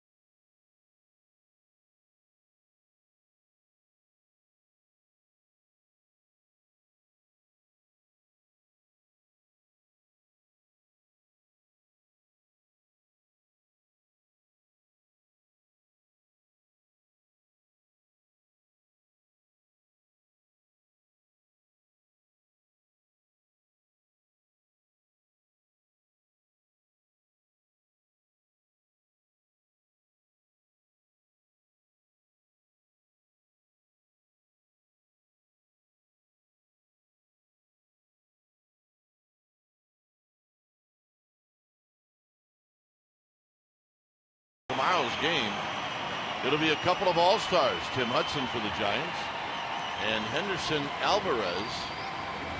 He will be on the mound for the Marlins. And taking a look at the ERAs. Hudson at 2.87, Alvarez at 2.63. And you can join us right here at Comcast Sportsnet Bay Area for the Giants pregame live at 3:30 before we bring you game 2 of the series. From Marlins Park, where we can almost guarantee the roof will be closed like it is tonight. And they were telling us that a mistake was made during the break. I know. Saltalamacchia against Bumgarner, bottom of the 5th. They left the roof open. They had too much rain, and the infield got extremely wet, so much so that they couldn't take ground balls yesterday during both workouts. Grass looks nice and green. It looks absolutely spectacular. It looks better than it ever has when we've come here. Of course, they're getting ready to tear it up as soon as this. Well, maybe it's a couple weeks from now, but they're going to play a big soccer match here. They're going to rip up the entire field and replace it after that. Good changeup, strike 2.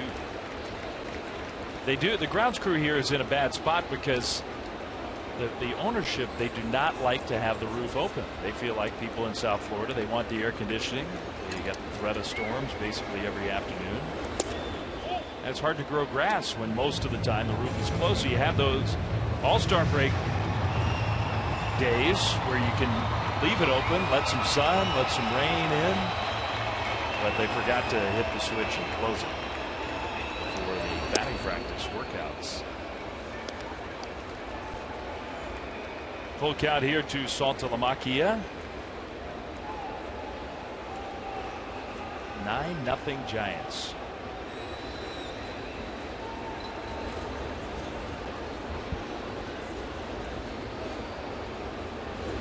And he walked it. That is not what Bumgarner wanted to do.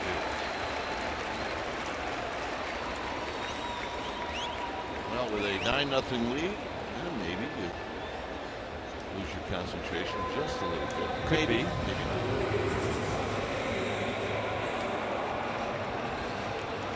Here's the 8th place hitter, Echeverria.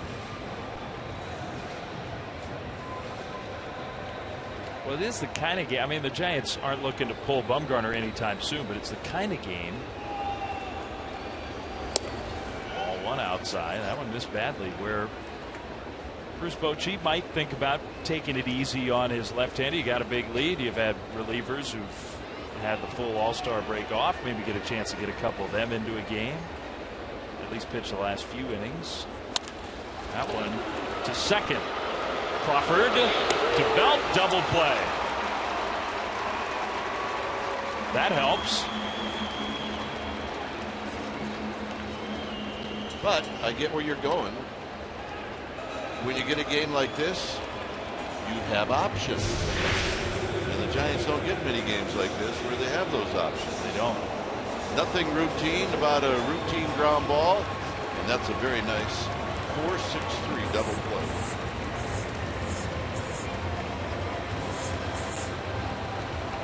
Only former infielders declare nothing routine.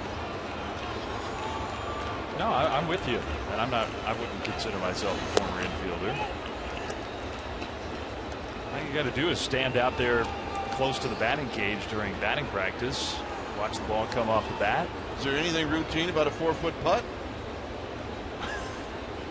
They're not for me. That one is popped up. Strike one. Is there anything routine about a free throw? So there's your equivalent. Chris Hatcher warming up. We may well see him in the 6th. Although some people make those things look routine. Yeah. Short, but that was not routine. That was hit hard. Solano, the pinch hitter, is thrown out. And the Giants and Bumgarner have a nice quiet inning. Top of the order coming back up. 9-0 the score.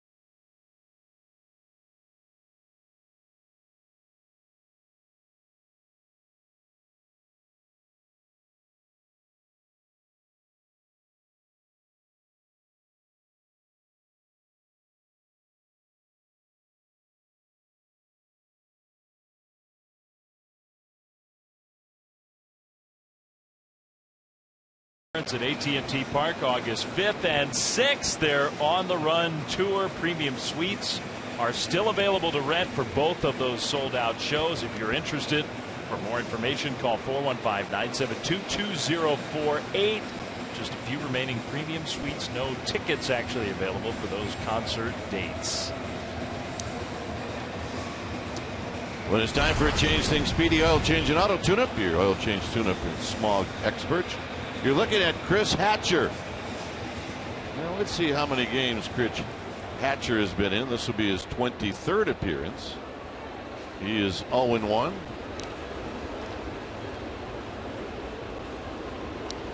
So the third pitcher of the game for the Miami Marlins, and a fastball to Pence taken for ball one. At 94. Yeah.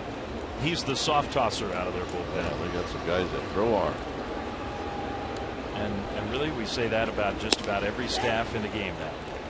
It's amazing. 95. Yeah. Just right out of the chute.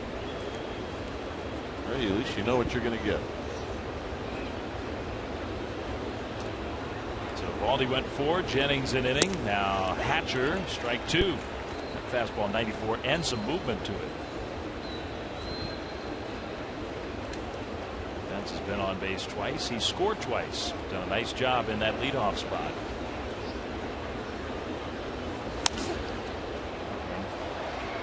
Out of play.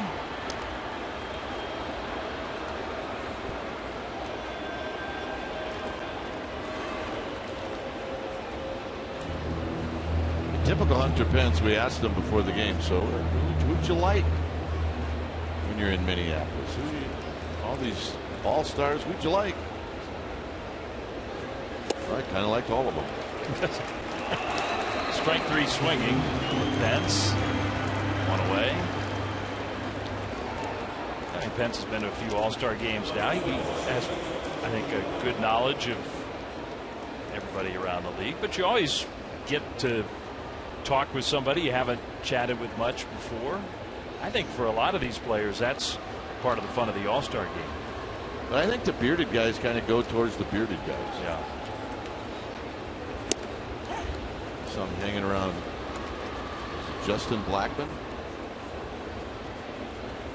Charlie Blackmon? Charlie Blackmon of the Rockies? Yeah. Blackmon's got a good old beard. Change up to Panic, 1-1.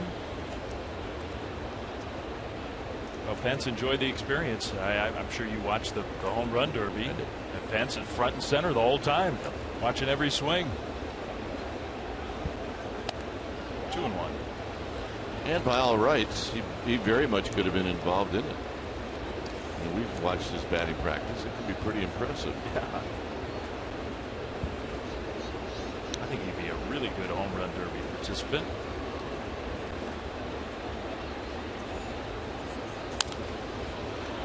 Two and 2 off the foul ball. Maybe he's telling that to Michael Morse right now. And Morse could very much be involved in it. Yeah, he could.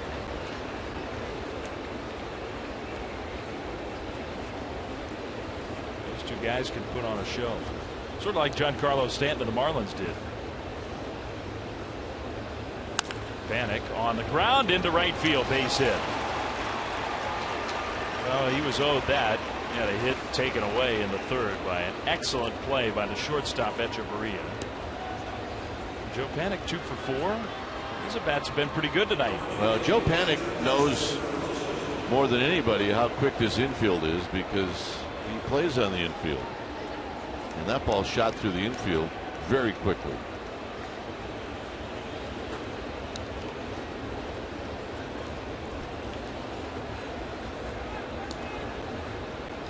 I used to think we would come here and they had, whether it's Bermuda grass or what, I'm not a groundskeeping expert, but I used to think it was a little spongy.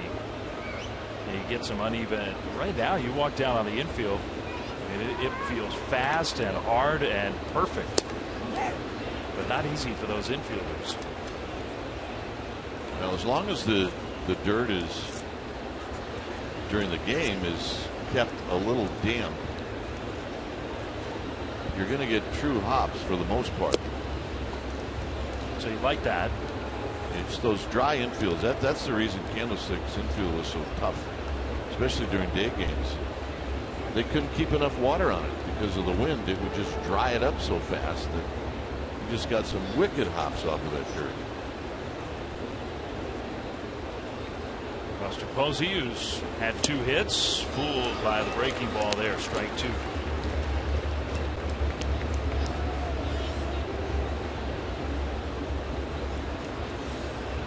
Posey's 2 for 3, scored 2 runs, driven in 2 runs.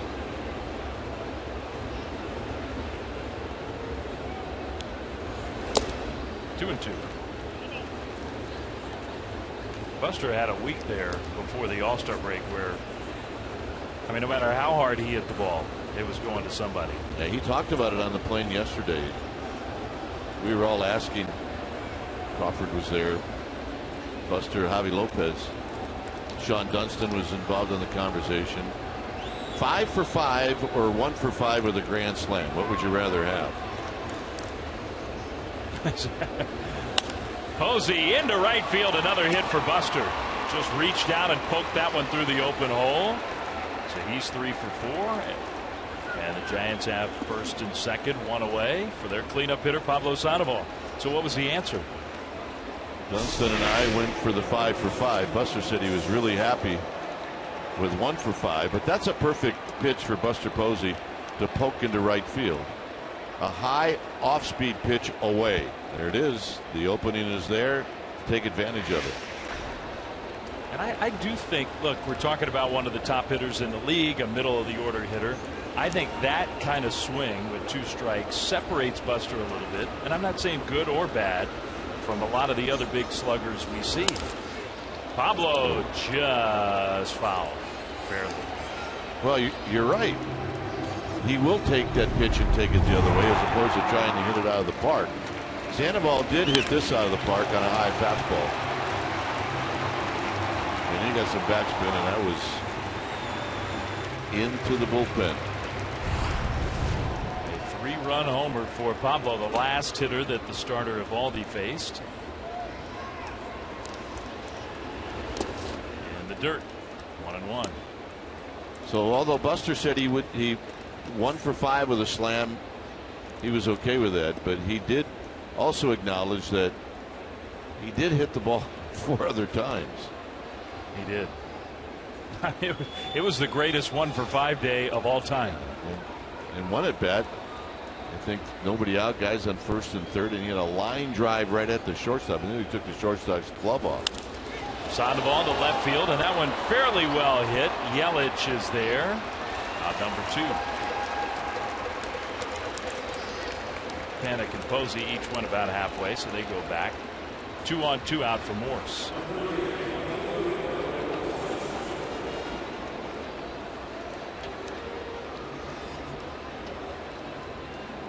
Morse is 3 for 3, a couple of doubles, so a big part of the Giants offense in the first 5 innings. Those numbers, those are good numbers. The problem for the Giants was there was such a stretch there where Morse did so much of that damage early, and then 3 weeks where they needed him, and that, at least the power wasn't there. I think real good signs lately for Morse that swing is back. Well, we've seen his hits to right field tonight, and that's what he needs to do.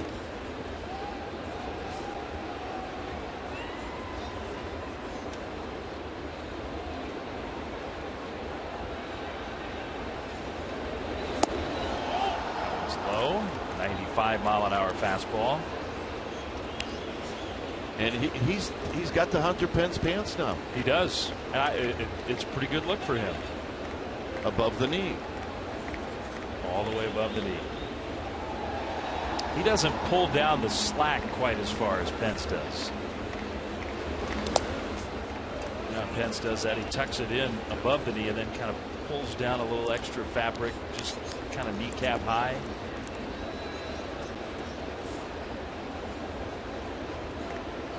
It's all about the shoes.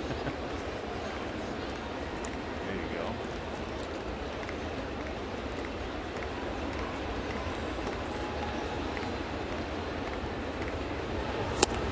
Good cut on the fastball, strike 2. Yeah, 94 from Hatcher. He got 3 hits, and Morris is thinking, all right, I got 3. I'm going to let out the shaft one more. And he did.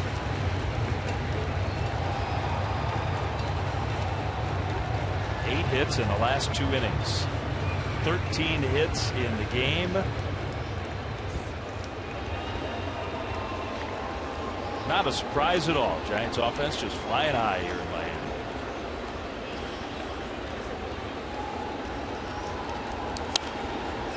Foul ball. That was another one to hit there.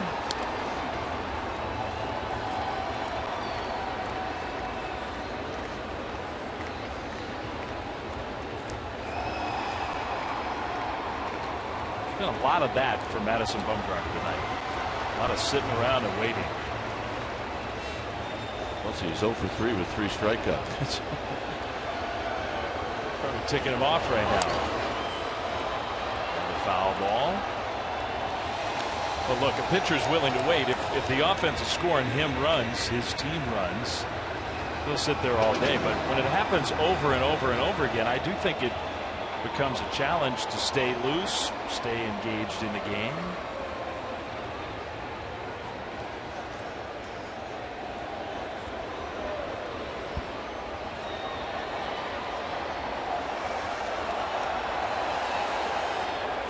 Morris went around on the pitch in the dirt. That's strike 3, and the Giants are retired. Couple more hits this time, though.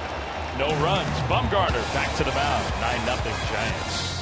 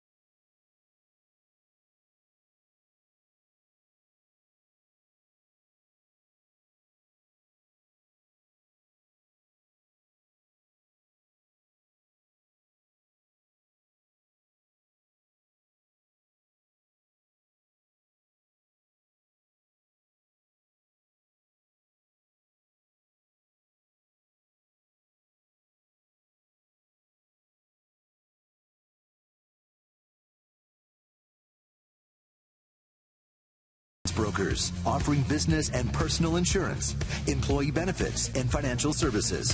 Visit us at hefins.com and by Xfinity, home of the most live sports. Well, just outside Marlins Park, we're in Miami, South Florida. 9-0 Giants. Happy to be back from the All-Star break. The offense rested and ready to go. And Madison Bumgarner pitching well himself, so Giants look to be very much refreshed. One change for the Giants. Tyler Colvin after Michael Morse. And I say one change. How about a couple changes? Ray Adrianza in to play shortstop. So we were kind of talking about it with respect to the Giants pitching staff. But Bruce Bochy's going to at least get a couple guys off the bench into a game. As Bumgarner gets strike 1 to the leadoff man, Christian Yelich. And I think a manager does like to do that, right? You have the All-Star break, get those bench guys involved right away.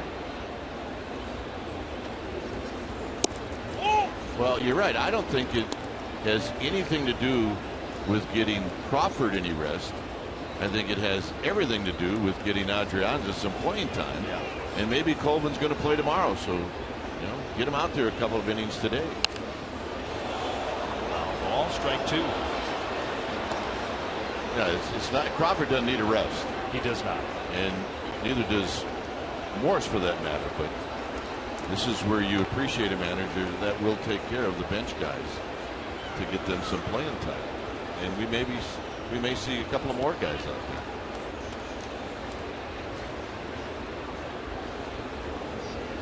Well, Bumgarner, the pitch count is certainly not a problem. 75 pitches after this one. And he strikes out Yelich swinging with a good fastball. Well, Yelich doubled off of him in the third. And I think Bumgarner was like, all right, well, let's see how round 3 goes. And this time, you see Buster setting up way off the plate. That's right where he wanted it, and that's right where Bumgarner threw it. So that would be a TKO in round 3, I think. Yep.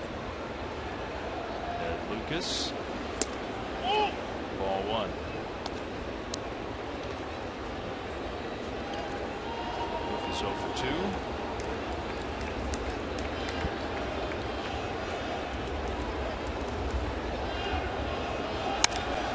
Hit that one well, but right to Hunter Pence. 2 down.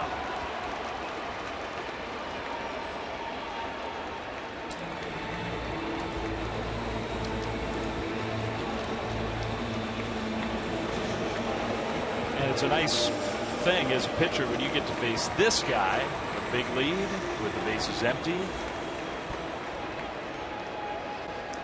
because it's not real comfortable when the game's on the line and you got to pitch to Giancarlo Stanton.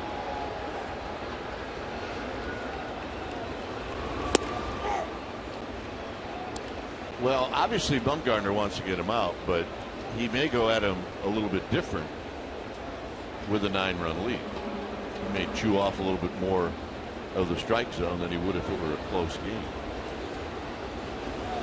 That curveball whacked to left center field, out toward the sculpture, and it's gone. Light it up. There go the Flamingos.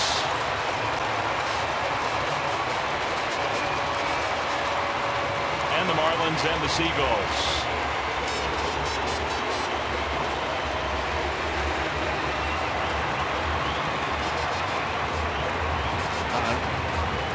I'm watching that, and I'm not sure what's missing. I'm not. Hey, look, I Maybe like a couple of those dancers from the Clevelanders. Throw those out there, too. But ownage is ownage. And this is ownage. Well, you have to sort of love it from Bumgarner. Hey, it's 9-0. I'm going after this guy. I want to see if I can get him. Just got done saying he might chew off a little bit more. Let's see if he did. A little backdoor breaking ball. And you can't tell me that Stanton wasn't sitting on that. Yeah. Maybe not the location, but I do believe he was sitting on an off-speed pitch. That's just too balanced of a swing. Strike 2 to Casey McGee. I admit it, and I'm not ashamed of it. I like the home run sculpture. I like it. You see it, you know exactly where you are. It's the signature of the park. We're not in Baltimore. 1-2. I am in the minority. Nobody's lit it up more than that guy. Well, I would have liked to have seen him knock a hole through it. It was about headed that way. Hard ground ball, base hit. Casey McGee aboard for the first time. A little 2-out rally. The only thing it might do tonight for Bumgarner is shave an inning off of his final line. Pile up a few extra pitches. 6th.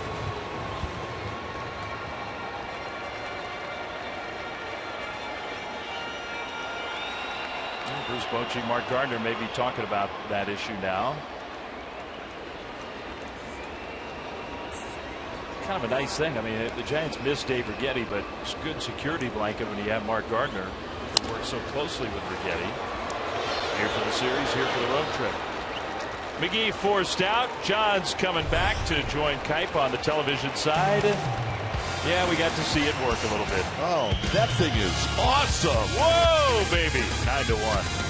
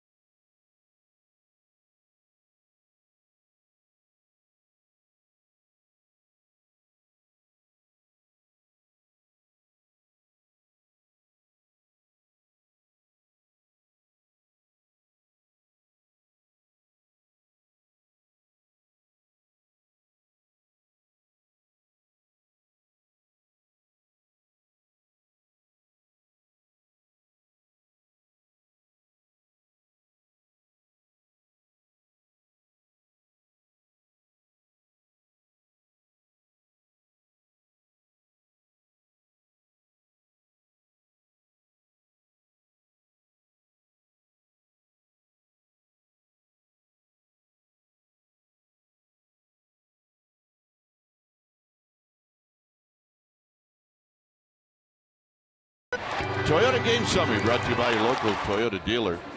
It's been all about Bumgarner in runs. Bumgarner is still in the game. Evaldi got knocked out. Morris has had a really nice day. Sandoval has had a good one. So has Crawford. Crawford put the Giants on the board with a 2-run home run in the second inning, an 11-pitch at bat. When it's time for a change, things speedy oil change and tune up your oil change tune-up and smog experts. It's Mike Dunn, the lefty. He'll be the fourth pitcher for Mike Redmond.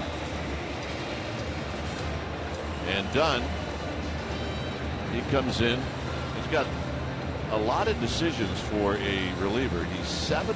My goodness, that's 12 decisions. This will be his 45th game. Bree Johnson is now in right field. So Stanton out of the game. And that is a double switch. Johnson will hit ninth. And here's Belt, and Belt with a swing. John Miller back. Belt, Crawford, and Blanco. So 3 left-handed hitters for Mike Dunn. He's a lefty. Got to think this is set up just the way I like it.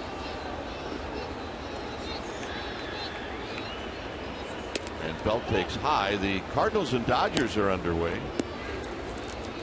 That game in St. Louis, and Cardinals are leading 1-0. Bottom of the third. Matt Holliday doubled home Colton Wong, who had also doubled in the first inning against Dan Aaron. Lance Lynn going with the Cards. Belt cannot hold up 1-2. The Dodgers, they set up their rotation at the start of the second half.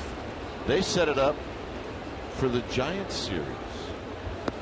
They wanted Kershaw, Greinke, and Ryu to face the Giants. So they set up Heron to go in game 1 after the break, as this is lifted out to Ozuna, who's going to go back and make the running catch. I guess if you're a pitcher in this ballpark, if you make him hit to that part of the ballpark, then you've done well, unless the hitter is Giancarlo Stanton. Man, he uses that whole deal out in left center field as a target.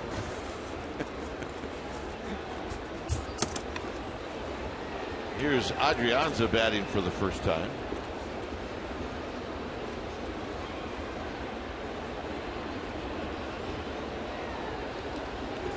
And he swings and misses. No balls and 1 strike. Did they ever give us an estimate of how far Stanton's home run carried? They did not. So that had to be 450 or more. I would think so.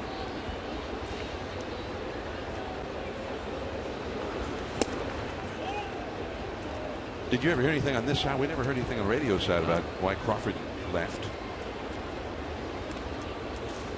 It could be it's been such a while since Adrianza's playing. Maybe I think that's it. It's a big lopsided score. Get Adrianza in a bat or two. That's what I was telling Dave. I don't think it had anything to do with Crawford. I think it has a lot to do with getting Adrianza some playing time. Remember, he was on the DL for a while.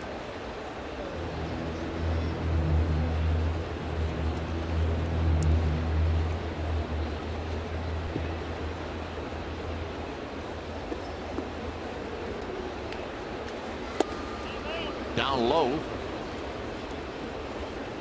Blanco is on deck.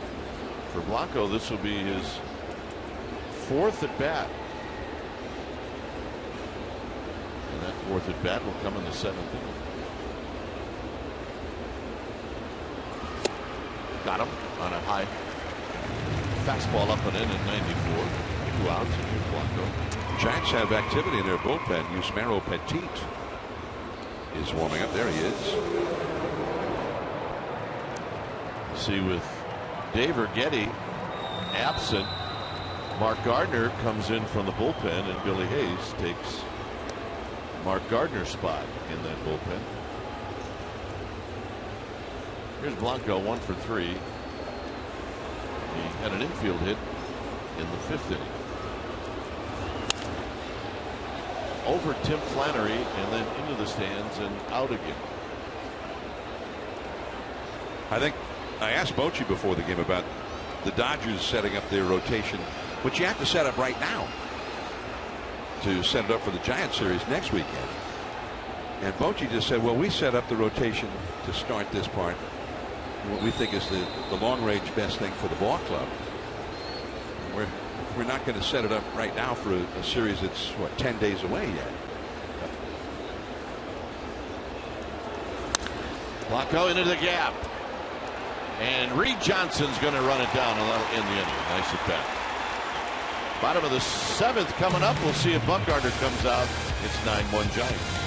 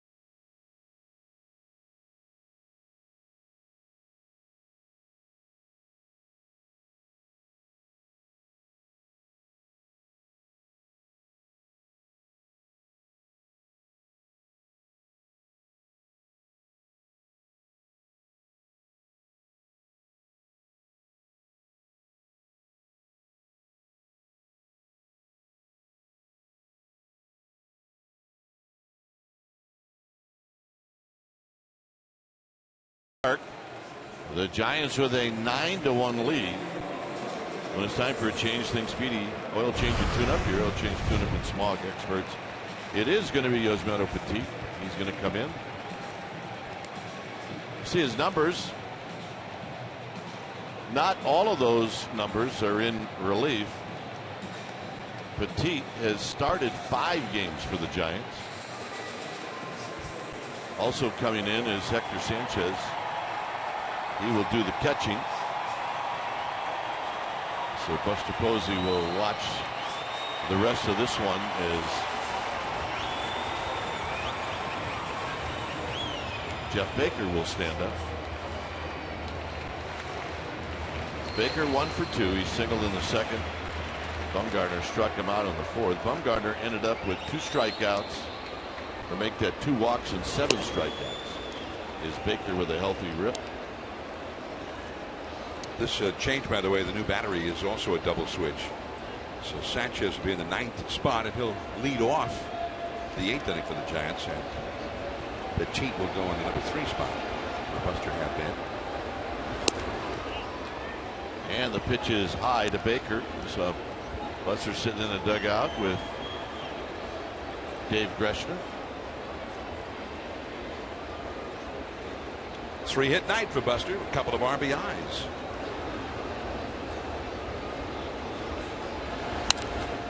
Back 1 and 2. You told the story earlier. The Giants, because of the 4-day break, and only one Giants hitter went to the All-Star game, Hunter Pence. He felt it was really important for them to have a workout to get everybody running around and swinging the bat, doing that sort of thing before they played the game tonight. That's why they were leaving so early yesterday. It'll be Panic calling off Belt. But they were able to rearrange things because they got delayed. Had to stop in Las Vegas, that whole thing. But Bruce Bochy was saying, hey, we don't have to rearrange this. We have some guys here. They can come over and swing in the cage or whatever. Tell the guys on the plane coming in late that just to forget about it. But we were on the plane, and Buster Posey told us that he really wanted to go over. He assumed that he would miss the workout, but he would still come over and take some swings and do a few things. But they were able to rearrange the whole thing, and they had the full workout after the Marlins had theirs. They said, look, I need to move around. This is Saltalamacchia, who's 0 for 1. He drew a walk in the 5th. Overshift is on. Sandoval now playing a spot that he loved, that Omar Vizquel got from his native country of Venezuela, and now he gets to play his spot. Let's see if Saltalamacchia will hit him a ground ball. Nope, he's going to hit it off the wrist of Adrianza, and it'll trickle into center field.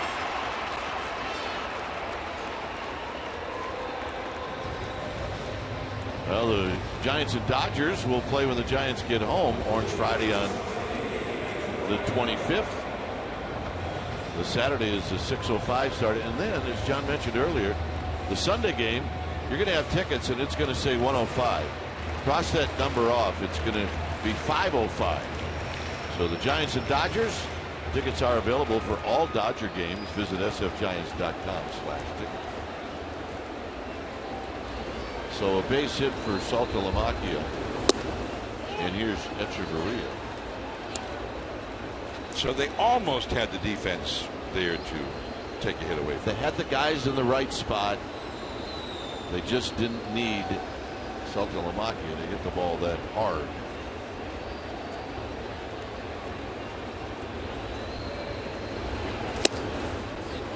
And a little tardy is Echeverria. A little tardy, as if he threw it 98 miles an hour. I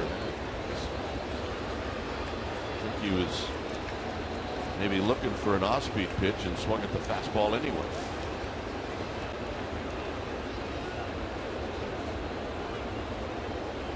Petit at the belt and the pitch, and that's into the glove of Sanchez. Late again is Echeverria. Maybe he's just not picking it up out of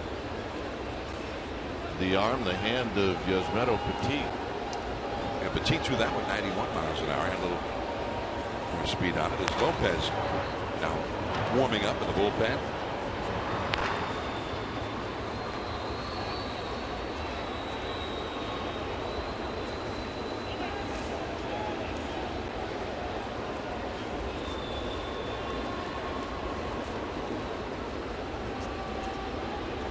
One and two with Saltalamacchia at first.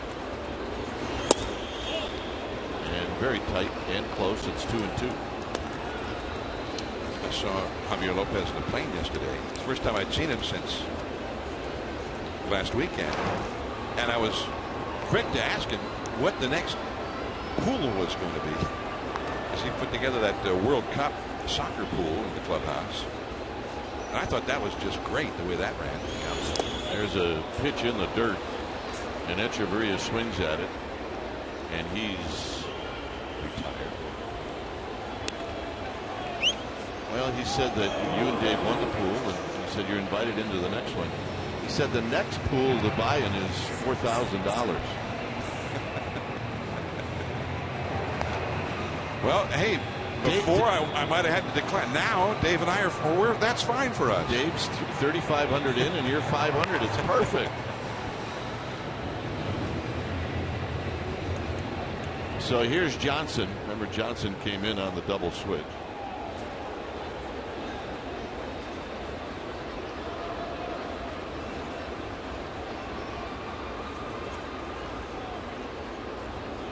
Saltalamacchia at first. We're in the 7th. The bottom of the 7th. The big inning for the Giants came in the 5th when they scored 5 times. Strike to Johnson, who's having a pretty good season for these Florida Marlins. Good guy to come off the bench. He can play all 3 outfield spots.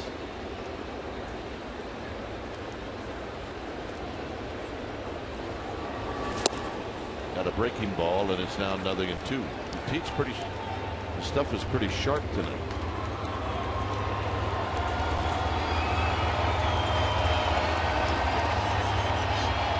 Could be that for guys who haven't played since last Sunday, 4 or 5 days since their last game, Petit's not the best guy for them to face right now. He's not. In the dirt. Nice job by Hector Sanchez. No swing on the appeal.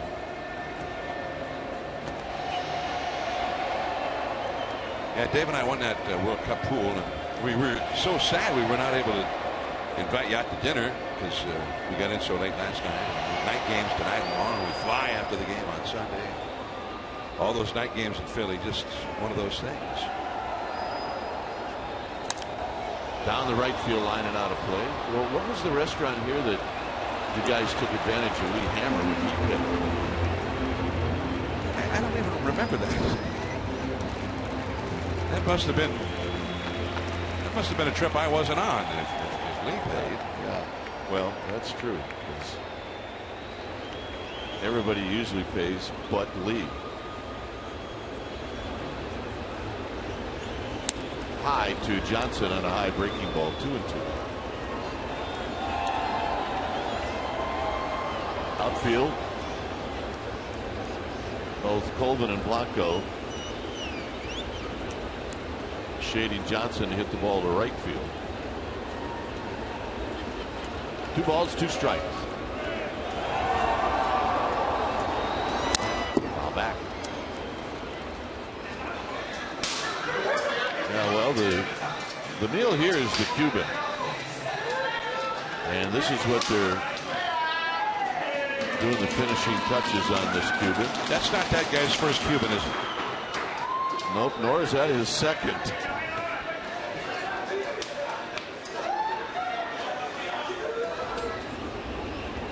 Two balls, 2 strikes. Hit out to left field for Colvin. If you like Cubans, go see the movie Chef. Oh, yeah. Great movie. It's a terrific movie. 9-1 Giants.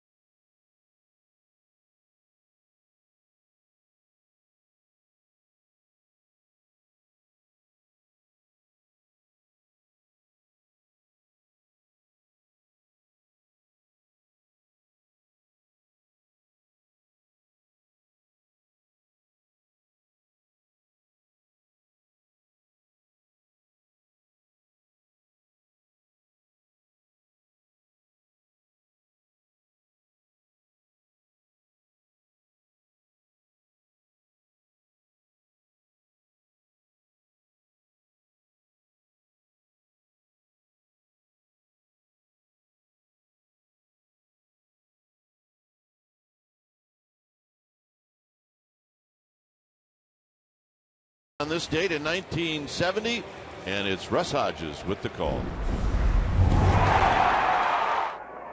0-2, Wegener delivers. Mays hits it into left field. There goes number 3,000. Willie Mays gets his 3,000th base hit. Off of Mark Wegener of the Expos on this date in 1970. 70. Remember that? I do. The Expos were the second-year expansion Expos at that time. And Willie Mays. Not that many guys had had 3,000 hits in the history of the game at that point. Here you see the new pitcher. It's Brian Morris. He's a righty, and his numbers are good. So all these guys that come out of this Marlins bullpen, not only do they have good numbers, but obviously they have good stuff, and most of them throw very hard. Well, this is the 8th inning, and I'll hand it over to John. And I know you like those highlights because you're a big fan of those days. That's a Willie Mays guy. Couldn't help but be a baseball fan growing up with Willie Mays playing for your hometown team.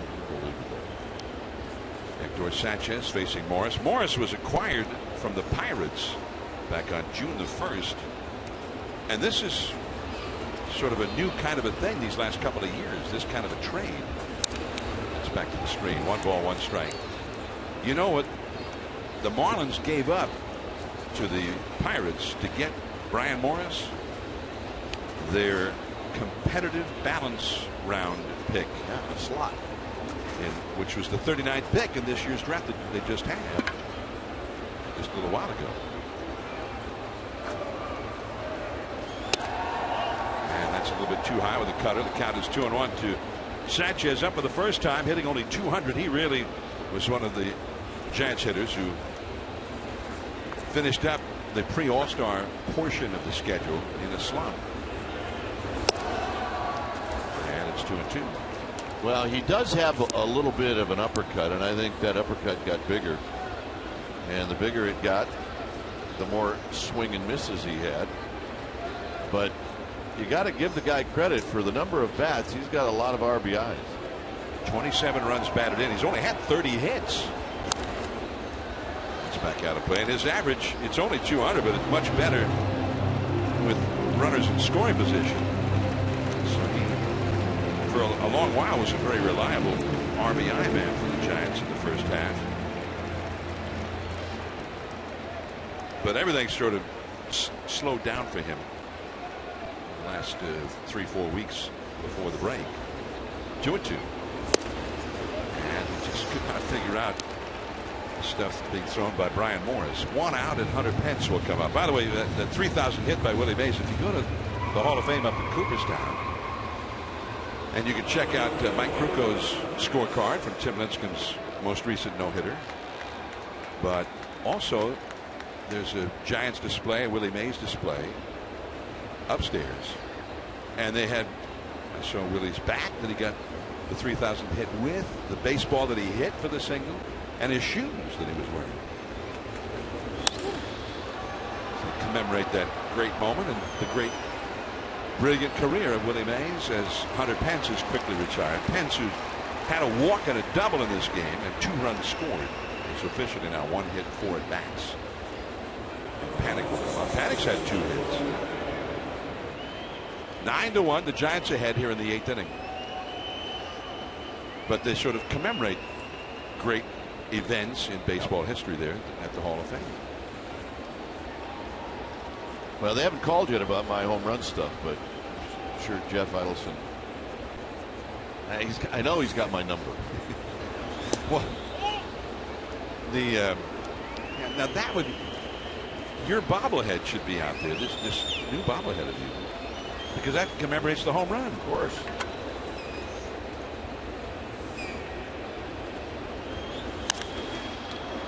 High in the air to left. Yelich. And that's all for Panic and the Giants. A very quick inning for Brian Morris. Top of the order, Yelich, Lucas. Then the pitcher spot coming up.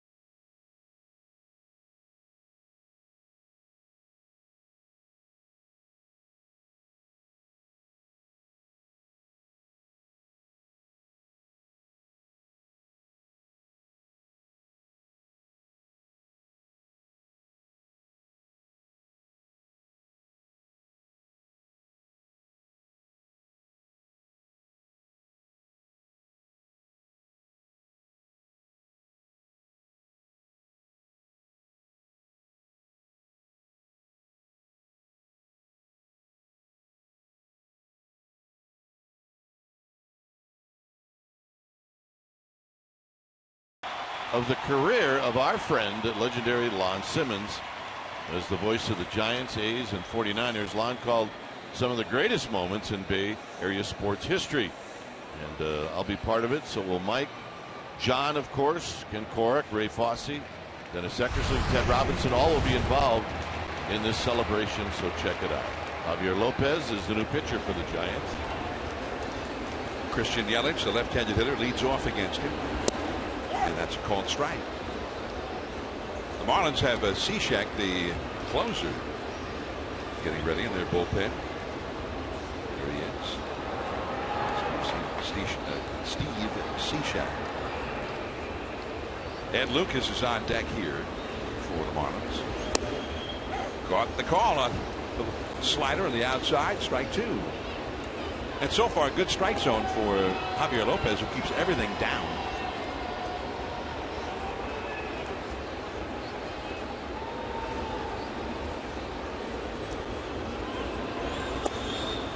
One and two.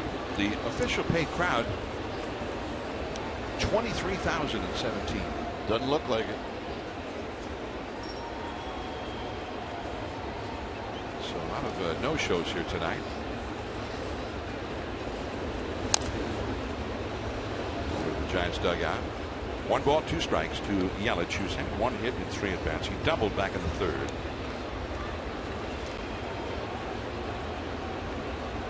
Here in Miami, this ballpark open. The Marlins have gone out and signed some free agents, brought in some big name talent, and then they had a very disappointing season.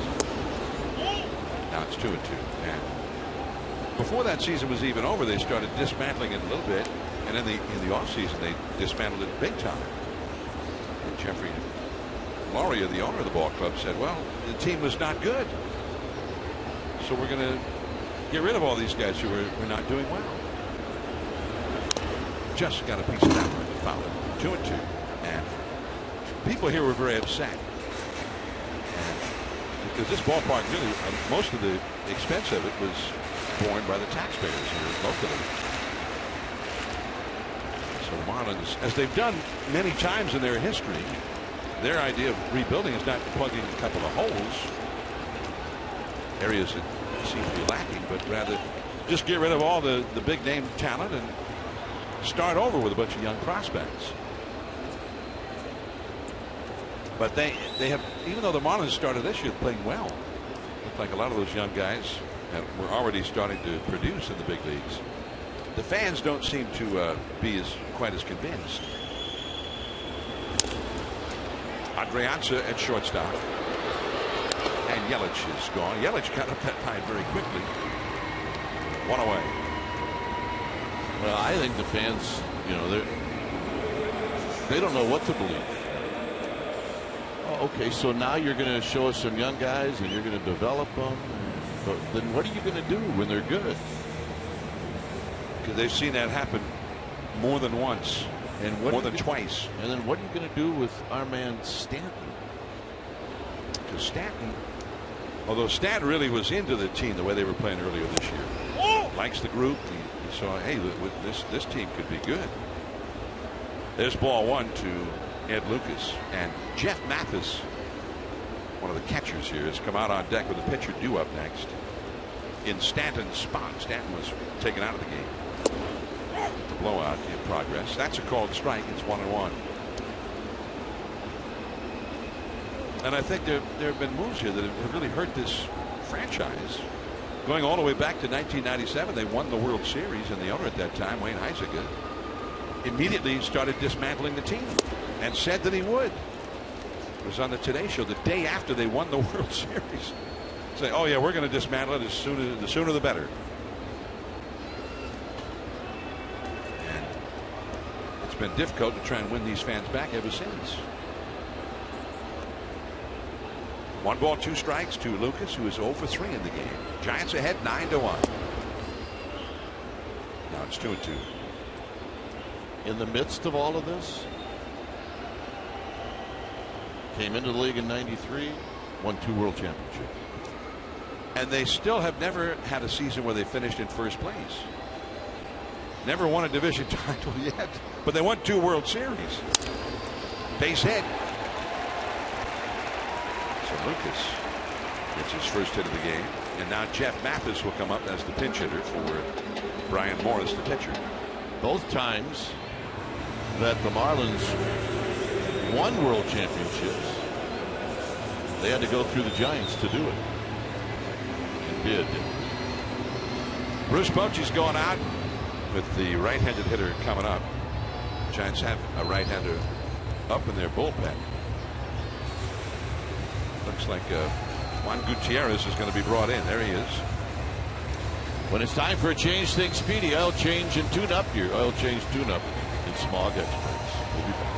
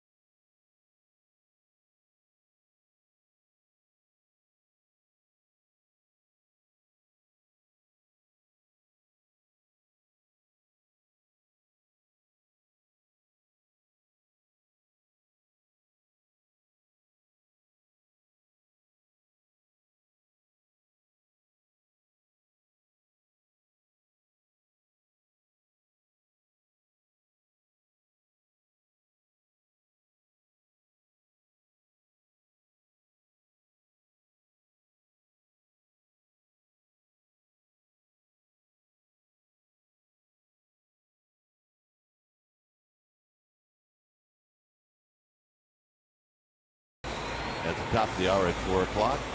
And you can watch it right here in Comcast Sportsnet Bay Area. And then early games Sunday morning for the folks back home. And then the Giants will be in Philadelphia for 3 night games and a day game. And the day game, of course, is the getaway day on Thursday. And then on Friday, Saturday, and Sunday, the Dodgers. The schedule here after the break.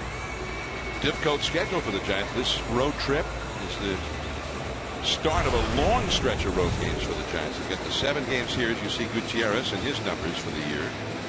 And O'Reilly's done a very nice job for the Giants, a guy who's bounced around a lot, been kind of a journeyman. And he's in to face Jeff Mathis with a runner at first and 1 out. Mathis in the spot where Stanton started the game. They took him out as they went to the 7th. Giants leading 9-1, so they put the pitcher there as part of a double switch, and now Mathis with a swinging strike. It's 0-1. Giants had the 7 games here. They go home for the 6th. They play the Dodgers, and then the Pirates. The Pirates have found themselves after a slow start. They're playing. They're hot. Yep. So that's a homestand, and real tough homestand. 2 very good teams coming in, and then the Giants go back on the road again for 10 more. 17 of their first 23 games here after the break will be road games. In fact, the Giants for the rest of the season, including tonight, 39 road games and 28 home games. They had that long stretch of home games leading up to the break, and they did not do well at home in that stretch. High and tight. The Giants had 25 of their last 35 games were at home before the All-Star break, and they had done so well leading into that stretch, and then everything just kind of came undone. That was sort of the shock of it, I think, because they had the best home record in the game when they started out 42-21. They were 22-9 at home. And then they had a real hard time. They lost at one point, lost 10 out of 12 at home, things like that. And they never really got it back together until they took 2 out of 3 from Arizona just before the break. 1-2 the count to Mathis. The cleanup hitter, Casey McGee, on deck. 1 out. And Lucas at first. Giants ahead 9-1 here in the last of the 8th.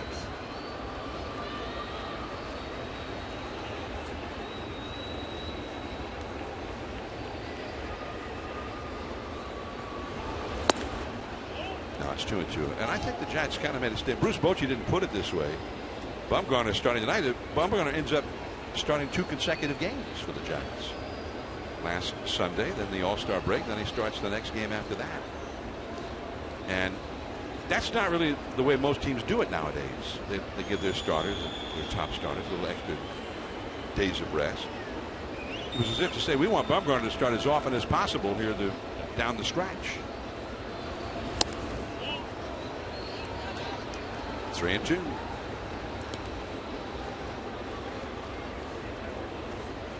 Also, Matt Cain, which Bochy commented before the game, and Matt Cain, the way he put it regarding Cain was that his elbow has been cranky at times.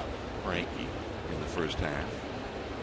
So they thought they would give Cain the most time off between starts of anybody. That's why he won't go until Tuesday. The big part of the yard, plenty of room for Blanco out in center. Over in the right center a bit. And Mathis is retired. 2 down. Cain also, by going Tuesday, had 12 days off. And for the things I read on Twitter, Cain wasn't talking about it to the writers himself. And Bochy just said that he thinks Cain is fine, but he's had to deal with this off and on at times in the first half, which is, I think, a new revelation about Matt Cain. Also, remember, the Giants made some type of announcement within the last year that he had some bone chips in that elbow. And they were aware of that, and those bone chips can get a little weird at times. Base hit for McGee, his second straight hit. Just out of the reach of Pablo Sandoval, and made the dive for it, and Lucas over to second. So 2 men out with 2 men out, and Marcell Ozuna will come up. He's been one of the Marlins' big run producers this year. He's 0 for 3 tonight. Hunter Pence made one of the most sensational plays of the night on a ball hit by Ozuna in the second inning. I mean, you could actually look at Ozuna's numbers and say, you know, this guy has got all-star numbers. 15 homers, 53 batted in. Big run producing numbers. 276 average coming into the game. Not a very high on base percentage. That is out of play. Strike 1. Well, he's a hack. He likes to swing. This is the catch John's talking about, right up against that high sidewall. And Pence had to go pretty hard, and then with the help of that patty, really full extension, he makes a nice play. Strike 1 to Ozuna. 2 on, 2 out. Gutierrez works very slowly. It's a ball and a strike. Giants jumped out early with a 2-run second inning. Crawford a 2-run homer. And it wasn't just a home run. It was the way that at bat played out. He saw 11 pitches, and it was on number 11 that he hit the home run. And he saw some of the best stuff that Eovaldi had to show him. And Eovaldi's got excellent stuff. That is just off the corner, and it's 2-1. And Gutierrez looked a little disappointed about that call. 2-1 to the tough Ozuna. Jet Baker on deck. The Giants got 2 more runs in the third on 2-out RBI hits, one by Posey, one by Morse. So they build a 4-0 lead, and then 5-run 5th inning, including a 3-run homer by Pablo Sandoval.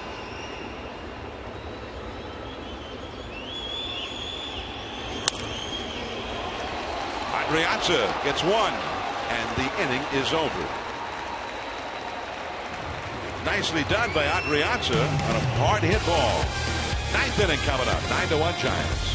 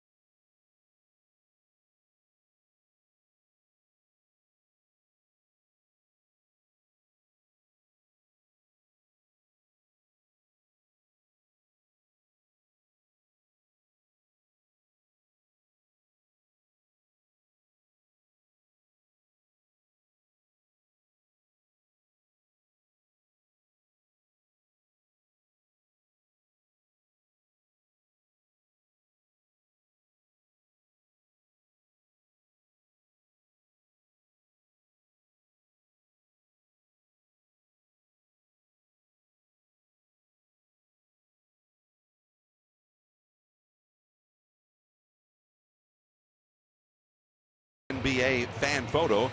Name on hometown for a chance to have it shown on an upcoming game broadcast. Brought to you by AT&T.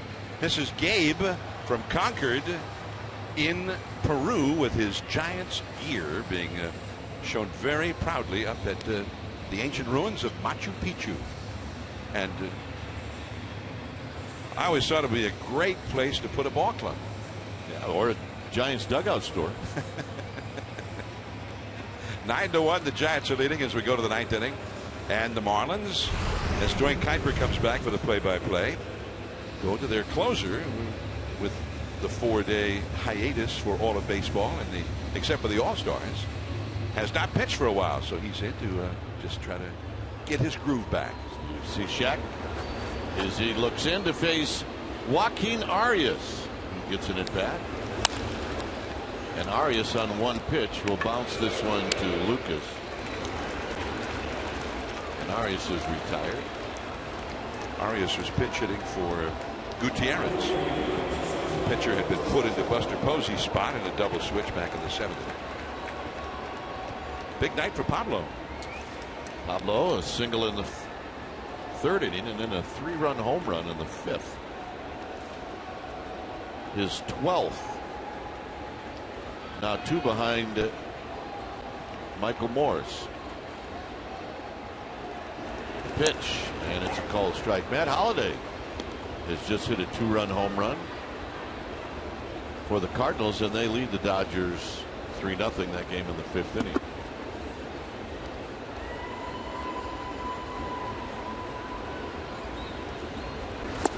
Sandoval out in front, 0-2. Pablo's at bat in the 5th inning. It was sort of a, only Pablo has at bats like that, I think, because he was looking bad. He just had swung at a pitch, a slider in the dirt or whatever. Then he swung at a pitch. It was almost shoulder high, and he hit it out of the park. Yeah, let's elevate one to Pablo. And they did, and he hit it out. Watch, check out this location.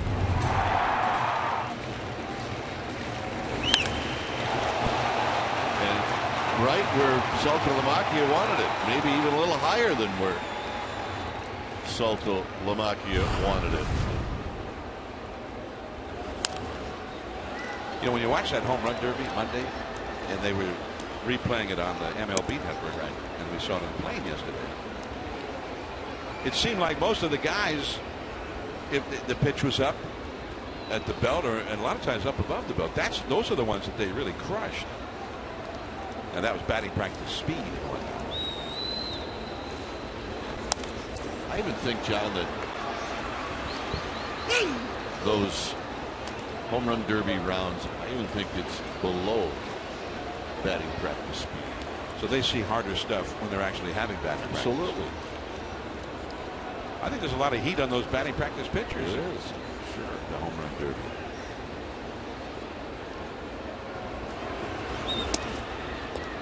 I mean, nowadays, whoever gets invited gets to take along their personal batting practice pitcher. I saw a great note from he threw to the manager. He did to Stanton. Redmond was Stanton's batting practice pitcher at the home run derby. I thought that was kind of cool. But the Buster only had a note about Hunter Pence.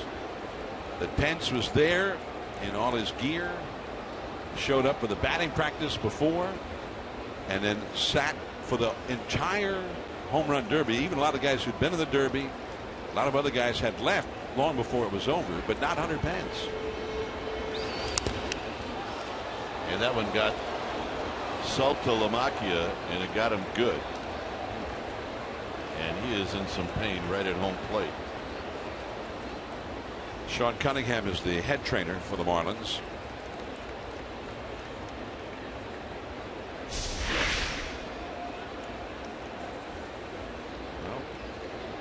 Right underneath the armpit, John, where the chest protector, I don't think it caught the chest protector. I don't think so. It hit the strap, but mainly, and a lot of the strap is not going to help him much either. yeah, the strap's not designed to do anything but keep that thing tight. Well, apparently he's okay. And his manager knows all about it, Mike Redmond, as is the case with the Giants. Bruce Bochy, a former longtime major league catcher. Catchers get beat up. And how many guys swing at that pitch? I mean, we see Pablo hit that same pitch out of the park on occasion. I mean, in a lot of ways, that's the beauty of Pablo Sandoval. That's why people like him. Also times where he can frustrate you to death. But he's up there to swing. Except there. 2 outs. As if Pablo said, okay, they say I'm not patient. Fine. This pitch is outside. I'm not going to swing at Fine. this. I know a pitch when it's not a strike. I'm not going to swing at this one. I know it's out. Oh, fine. Oh, I could have hit that out of the park. What was I doing? You say I'm going to swing. Fine. And we thought he swung at everything. Well, I guess that's just not the case. Here's Colvin. Colvin with a swing that he doesn't want to see on video, and it's no balls in 1 strike as Gene Machi is getting loose. Colvin also, there are not that many pitches he doesn't like. He likes the hack, absolutely. Well, Cishak, that pitch and he just tried to get it in there for Colvin as well. I mean, that's what he does. That pitch does not look like a strike. He got a nice break to it, excellent control. Now that's the beauty of the backdoor. The hitter sees it and says, well, that's outside. And then it breaks. And it hits it outside corner. And sometimes it doesn't even hit the corner. It just breaks right around the plate.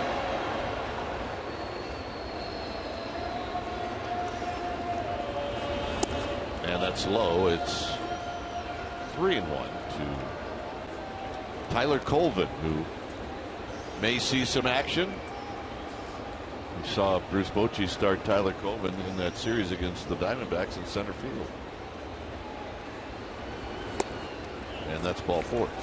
Well, let's recap his trip to the plate there. He swung at the first pitch and looked bad doing it. I commented that, hey, he swings at just about everything, doesn't he? And then he never swung at another pitch. And maybe, John, what we should do with Belt is just shut up. Here's Belt. All right, Belt's on. I'll be back. See you in a little bit. Belt doesn't have a hit, so it's not likely he's going to get a hit here. Oh, I see where you're going. Yeah. See that strategy? Yeah. He's doomed. He is the only guy among the starters, among the hitters who started. Bumgarner did not have a hit. He's the only other one without a hit who started the game. Giants have 13 hits. High and deep to right. Johnson back, and he makes the catch in front of the wall. It's 392. And Brandon Belt can't believe it. A little frustrated. Doomed.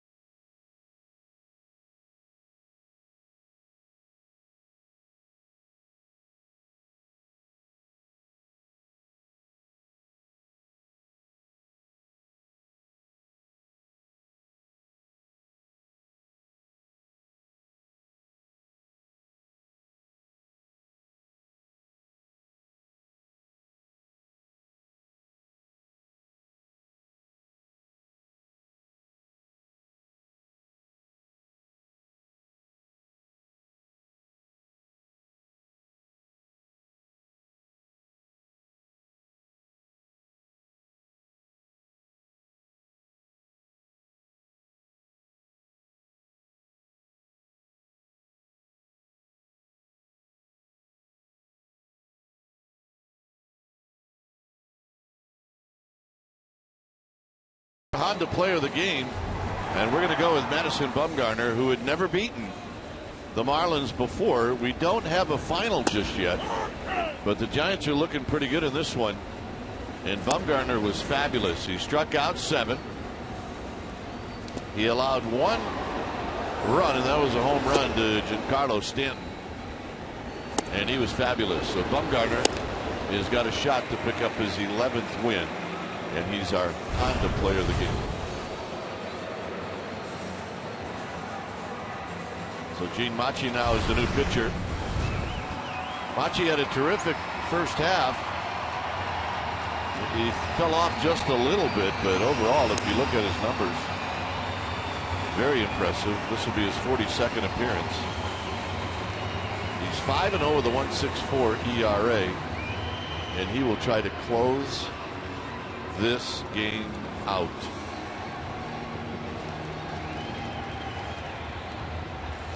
And he'll be facing Jeff Baker. Tomorrow night, game 2, the Giants will have Tim Hudson, who went to the All-Star game, as did Madison Bumgarner. And Henderson Alvarez, who's been the Marlins' best pitcher in the first half. Remember, their ace, Jose Fernandez, got injured and had the Tommy John surgery. So that's a big loss, obviously. But the guy who's been their best will go tomorrow night, Henderson Alvarez, throw that hard sinker ball. Yeah. The Giants did well against him in San Francisco back in mid-May. Baker is 1 for 3. And he gets a line drive right at Adrianza for out number 1. Now that's good pitching right there. That is good pitching. Lay one in there and make him hit it right at somebody. And as a hitter, it just is enough to tick you off. Arias is now at first base for Belt. Belt, I think, thought he had a home run on that deep fly ball to right center. I think you're right. He looked very frustrated when it got caught. Foul and out of play off the bat of Saltalamacchia. This ballpark is big at 392 to the power alley out there, and he hit it just a little bit more to the center field side of that alleyway out there, and ended up being a fairly easy catch. Here's Belt's reaction when it got caught. Oh, for crying out loud. Crawford and Sandoval's home run went into that bullpen. He did not quite pull it enough. Strike to Salty, and it's 0-2. So I really think Belt thought it was time to go into the home run trot. Yep. I got my hit. I'm 1 for 5, and the one hits a big fly. Nope, I'm going to get on the bus. 0 for 5. He hit one well the last time too, to deep center.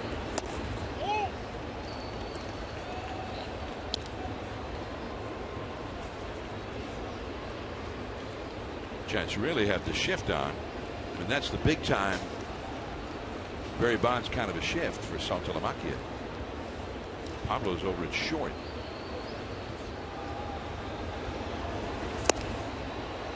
Got him. Does that look like a straight changeup? Is that his fork ball? I think it is, John. It must be. It didn't look like it had the big dive to it that we're used to seeing. That's what you're talking about. Okay. You may be right. Whatever it was a beauty. I'm sure Mike's sitting on the couch going, what those two knuckleheads talking about? Don't they know anything? Here's Echeverria. What was that, a knuckleball? John, I'm with you. It sure looked like it knuckled.